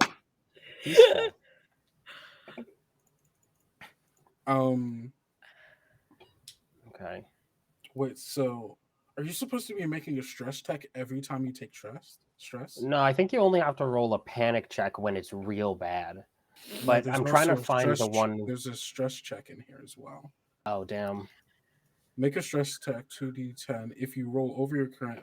But when do you do that? Oh no, that is a panic. Okay. Oh, they call it a Okay. stress check because it's based on your stress. That makes sense. Okay, cool. Okay.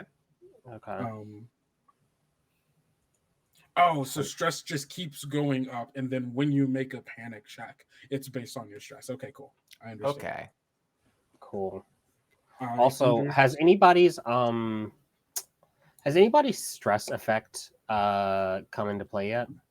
Oh, good Because question. you know how all of our classes have different stress effects. Very good question. Let's see. Whenever scientist fails a sanity, no. Marine. Whenever marine panic. Wait. Where's the Oh stress yeah, effect? Because that's it's gonna be a bad thing if I I've panic. got it on the warden thing on page 1, but it hasn't triggered because it only triggers on panic. Yeah, I think most people's only trigger on panic. Panic and Yeah. sanity seem to be the. Yeah, so we're still good. Okay. Woo! No heart attacks yet. No heart attacks just yet. Awesome. So that is that's the move for the what's it called? For The pearl or sun's out. For the sun's out. Sun's out. Yeah, thank you. Okay. And the Rejoice of Pearl is just still full. It's going to spend both actions just full speed ahead, and I think that what that's going to do is give you disadvantage on your next speed check to try to catch up to it if that's what you're trying to do. Okay. Okay. Got it. Awesome. And it's you all's turn again. Okay. So the rig snapped, right? Correct. All right. You probably have another harpoon that you can load into it. Okay.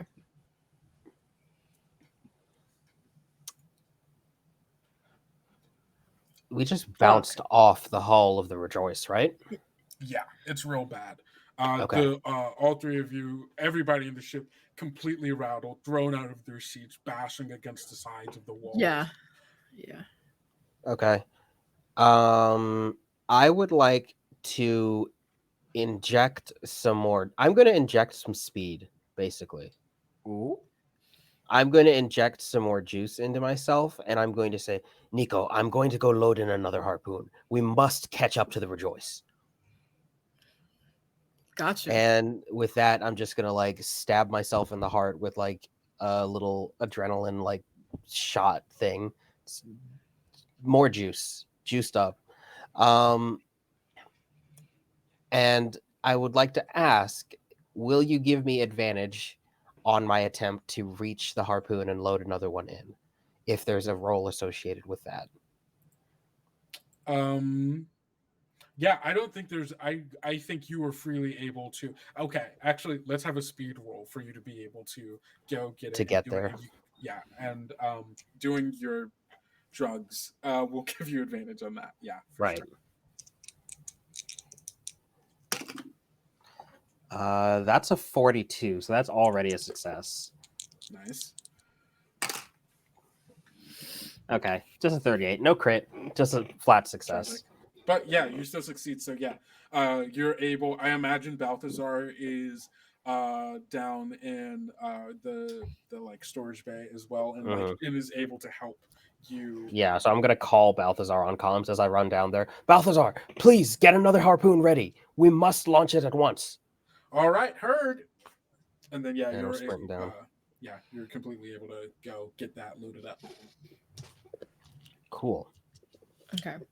If I do drugs, can I just flat roll to catch up? Depends on the. Is that how that works? Yeah, I guess. What kind of drug do you have? I don't have any drugs Do you have a personally, Stimpack? but oh shit! Wait, I have fucking. I have MREs. No, I don't have any drugs. Okay, never mind.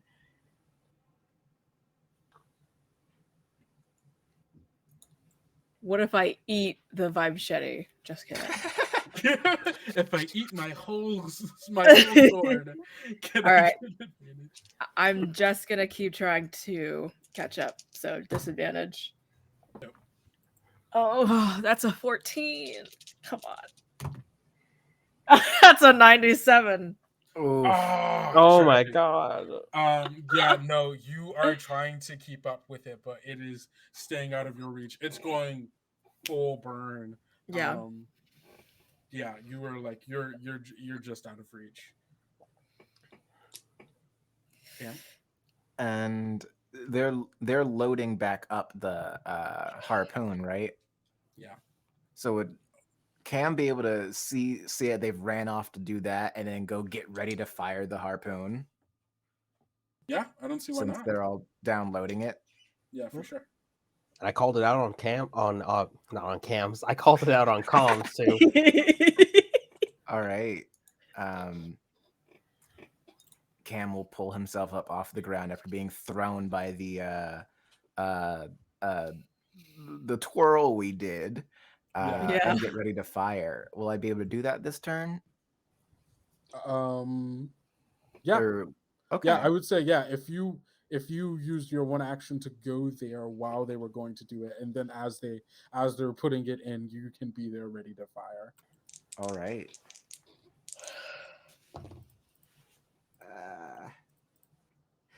11. Yo. Crit. 11. No, not crits. Never mind. That is a crit as long as it's Yeah. below your combat. Yeah, my target is 34. Yeah, then yeah, 100% you crit. Hey, let's Cam. go. Yeah, look at that. Cam's SSP first time firing weapons. Who are you firing? Big at? success. The Rejoice sun's Pearl out. Or Sun's out. Okay, cool. Oh, you also get to roll on the critical hit table. Okay, what does a crit mean? So on a crit, you'll do your regular damage, but you will also roll on the critical hit table. Okay. Yeah. Hold on, I'm reading through it. Yeah, ship takes a critical hit. Okay, yeah, awesome. So roll just the D100. Just roll the damage first, you said? Yeah, or roll the should I damage roll the first. crit first? Roll damage first, and then we can do the crit. Okay. 7 plus 8 plus 6 plus 5 plus 2. That is another 28. Oh, wait, with the rigging gun or with the mounted machine gun? Oh wait, shit. Yeah, The rigging gun is just uses a 1d10. different damage. It's just 1d10. Yeah, it's just 1d10. The first one I rolled was a 7 then. Okay, cool. So 7 damage. And then you roll a D100 for your critical. Mm-hmm. Okay. That is a 36 then. Okay, on a 36, let's see. Random storeroom or non-essential room destroyed. Body safe for those in the room to escape or be destroyed. I can guarantee you there's... Actually... On their ship or our ship? On their ship, not your ship. Okay. Balthazar. Balthazar in the beaded chamber, just chilling, like doo-doo-doo-doo-doo. Ah! I'm gonna flip a coin here really quick to see if there's anyone in there. Hell yeah. Please, God, let us kill someone. Death, death, death. All my life I fought against death, but now I see its appeal. Now I noose it. Heads or tails? Heads. Okay. There's no one in there. Damn. Sorry, it was tails. All right, cool. Yeah, you completely fuck up the SS.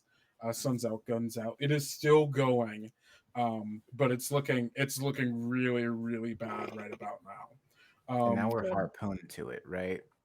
Yes, you're currently harpooned to it, which means that when you have a chance, you could do a computer's check to be able to hack into it. Okay. Awesome. Excellent. It is now the SS Sends Out Guns Out's turn. It is going to Now that you're connected again, it is going to try to fire on you again. Damn it!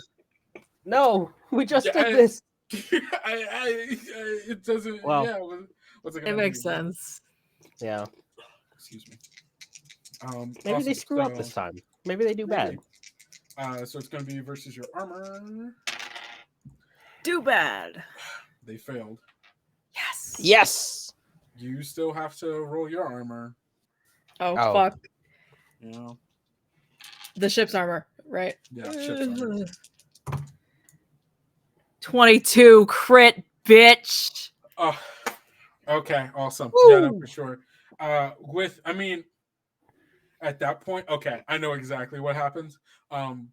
You can see as you're connected to it, the gun turns to fire straight dead into the cockpit as you've like turned to, and they're like in this like tandem kind of flight, and you can see the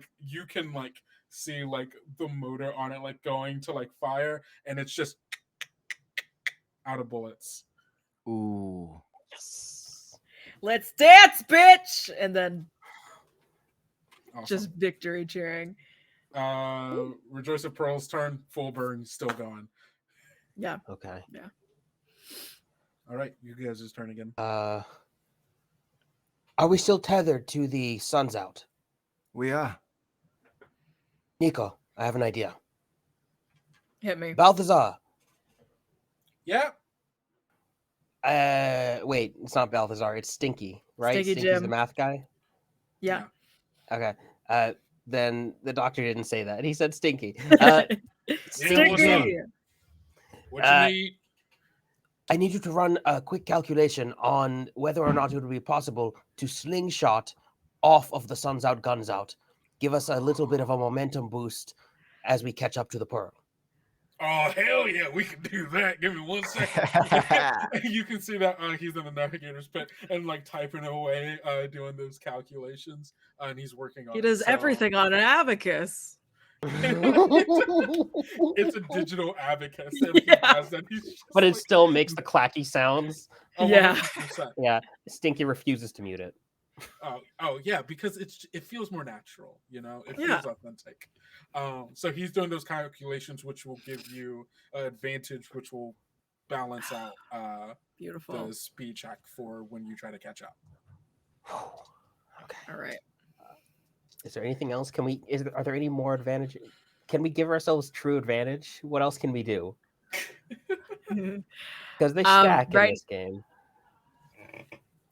Right now, I know I want Cam to try to hack. Well, should we like do bungee both. there? Yeah, okay, cool. As we're doing that, like Cam can, because we all take our turn at the same time, so there's no order. Right. Cam can impact it. Yeah. Cam, seeing that they landed a hit, will run over to the computer systems and see if he can do some hacking. Yeah, for sure. You run over to computer systems. You see that there is there's now a direct hardwired link in between the Big Sexy and the Guns Out. And it works perfectly actually because both of them are squadron ships, so the two networks are compatible. And so yeah, you can attempt to hack into it. Okay, and that's intellect plus computers, right? Mm-hmm. So my target is 50. Yeah. Please. Oh. 51. Can I? Yeah, can we do something? Wait, can I have you spent my? bastard? I have 2 actions, right? I get 2 significant actions. Everybody gets Okay. So I already did one to call out to Balthazar. Or sorry, to Stinky. I keep wanting to call him Stinky Pete. Stinky Jim. I know, yeah. It's the Toy Story character. So can I use the other one to aid Cam with hacking? Yeah, for sure. You also do computers. Yeah, I also do computers. Just like Donut. Cam, open a new tab. I'll hack on a new tab. All right. We'll do split. We'll do split screen hacking. You missed literally one thing.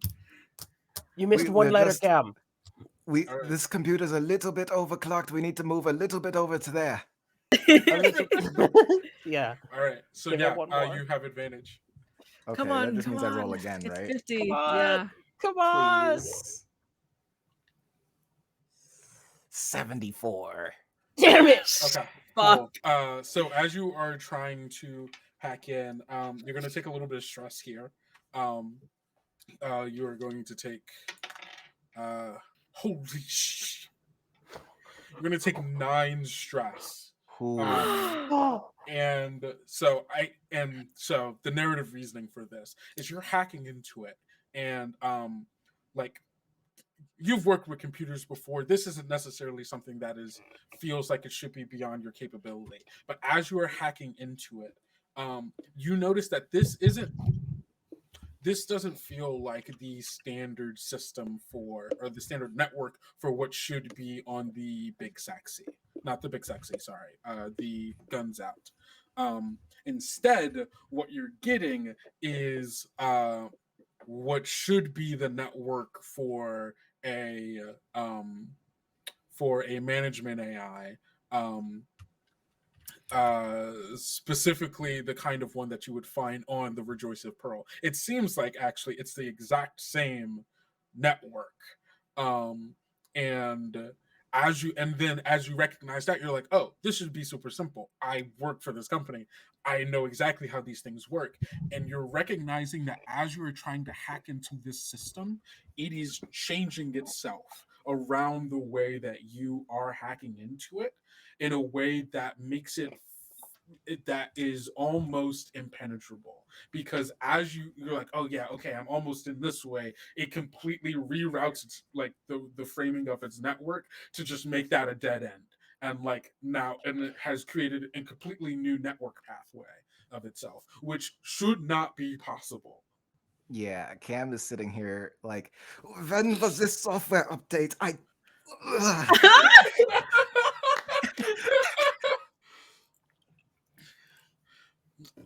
Awesome. Okay. Nico. Fuck. you All have right, your let's stuff. do this slingshot bullshit. What am I? What is the number things? You're trying to slingshot. Yep, that's going to be speed, and it's going to be straight across the board. So just a flat speed roll for the ship. Mm-hmm. 94. That's a failure. It is. If I smile, it's not a problem.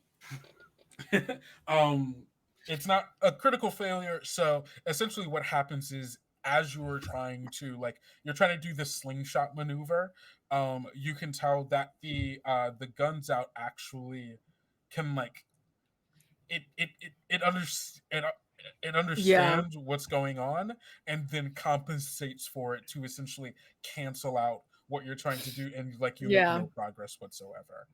Gotcha. You technically do have 2 actions, so you could attempt again, but you no longer get the advantage that Stinky Jim had given you, now that the guns out knows how is actively compensating for what you're trying to do. So it's at disadvantage if I do this? No. Yes, it is at disadvantage. Okay. Yes. Sounds good, crew. Try again. What else can we do? Literally. Okay, that was a 96. That was a 91. Oof. Yeah. Not a critical failure. So again, you're just trying to, and you're just tugging on that rope as you all are just spinning. Yeah. As Let's fucking go!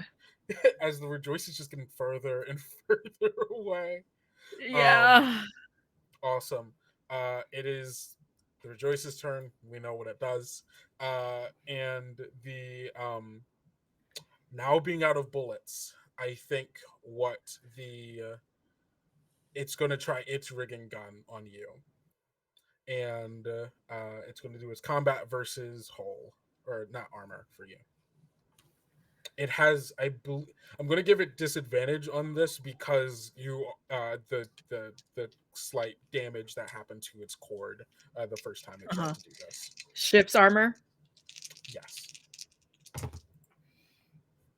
17. Ooh, nice. 78. It fails. It fires off, and you're able to dodge out of the way and its harpoon goes flying off. Okay, awesome. Your turn. What can we do? You could keep trying to hack. You could. I mean, I'm not going to speak for you, but Yeah. We just gotta speed up. We gotta go fast. Let's see. I'm gonna look through my items here. Is there anything? Give to its systems. I'm faster than this. I'm gonna try to keep hacking. Awesome. Roll at computers. Oh no, the second one went under my laptop. Hold on. What is that? What did the double zeros mean? Is that I think that's a zero. Yes, it is. So that's just a zero. So I rolled a 1 on the other one. Oh, so that's a 1. That's still okay. Yeah. I was just trying to read the percentile one. Yeah, that's still a success though. Okay, so I just rolled a 1. That is crazy. Wonderful. See, you are able to crack into the system. You finally, like, as you are getting a sense of the way that it is trying to change itself, and now you're essentially like feint hacking it. Fuck you! Like, fuck you! I did this instead. And you're able to get in. And I think on the computer, you're doing your thing. You're in the network, and like you get in, and then bam, you get like the MLST, like screen or whatever, being like welcome or whatever. And then as it does that, you hear the voice again, and it goes, "Hello, Cameron Verona," and I need you to make a panic check for me. And that as you encounter a horrific creature for the first time. Okay. And let's make this panic check, and then I will give you the information. So I roll, and I have to go under the stress, is what it was? 2d10 plus stress, I believe. Mm-hmm. Right? Oh. It's 2d. It's 2. Okay. It's 2d10. If you roll over your current stress, you're good. And you relieve 1 stress. If you roll equal to or lower, then you move on to making rolling the panic effect. So you have a 15 stress right now? Yeah. Okay. So I have to roll under 15. Over 15. Over 15. That is exactly 15. If you roll equal to or lower than, damn, you roll on the panic effect. Fuck math. This sucks. All my homies hate my ass. This is good TV, you were though. in this room with him as you are, because the two of you were hacking together, weren't you? Yeah. Okay. Ammo hacking. This is important because of your specific panic effect, Cameron. Oh, what is it again? You should check the class stress and panic. I'm gonna DM you. Yeah. Oh. Or no, I'll just put it in this thing. Damn it! Why don't things ever work out for us? We wasted all our crits. No. Crits. Oh, I see. Yeah. Do I need to? We will get to it after. Okay. Yeah, we will get to it after this. So roll on the panic effect table. It's just a D100 again. Hope you don't roll is a 14. Whew. All right. On a 14. Hold on, I just had it open. Where'd it go? On a 14, you start getting hallucinations, trouble distinguishing between reality and fantasy. This is actually perfect. Oh shit. Cameron, as you are hacking into it, there's so many things going on in your mind right now because you were like, what the fuck is going on? This should not be happening. This simple management AI system should not be able to reframe itself, modify itself in this kind of way. And as you know, you get in, you're like, ah, fuck it, I'm finally in. There's this part of you that feels like, why did the fainting thing work? Why did it no, I'm in. And then it comes up, and then it's like, hi Cam, hello Cameron Verona. And there's this inner part of you that recognizes something similar about this that feels like you but better. And I think it outs you right here. I think it says, Okay. I think it just straight up says, I did not realize they'd be sending another one of myself here. Why do you fight against your own kind? And Doctor, I think the Doctor's a smart man, right? Fairly smart. He's got a 50. He's okay. He's got a 50 intelligence. Cam, what's the reaction that you have that gives away to Dr. Average that you yourself are an android? I feel like Cam, cybernetic assistance module, he's of a discontinued model. So dealing with the overwhelming circumstances without the software updates or firmware updates that he should have gotten over the years, you see this sort of jittery motion sort of overtake him, like a computer lagging because you're trying to run a program too large as he's trying to process all the information he's taking in, and I guess in a sense becoming overstimulated. Oh. Cameron, are you seizing? Cameron, get away from the computer. And then I think it clicks right here. Mm-hmm. Okay. Doctor, can you, as it is set out in the Mothership handbook, when an android fails, begins to panic, all those in its presence also will make a panic check. Am I hearing anything from the bridge? I'm just like, I think comms are open, right? But comms might be open, but nobody has said anything that gives it super away, right? Yeah. Like it's I think he's having a seizure, and then I stop talking. Yeah. So Nico just kind of goes like, "Is everything fucking okay?" So I'm rolling fear, right? Yes, I believe so. Okay.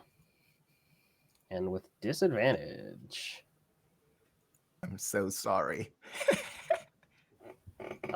Okay. What do we got here? So my target was 25. I rolled an 85 and a 7. I'm feared.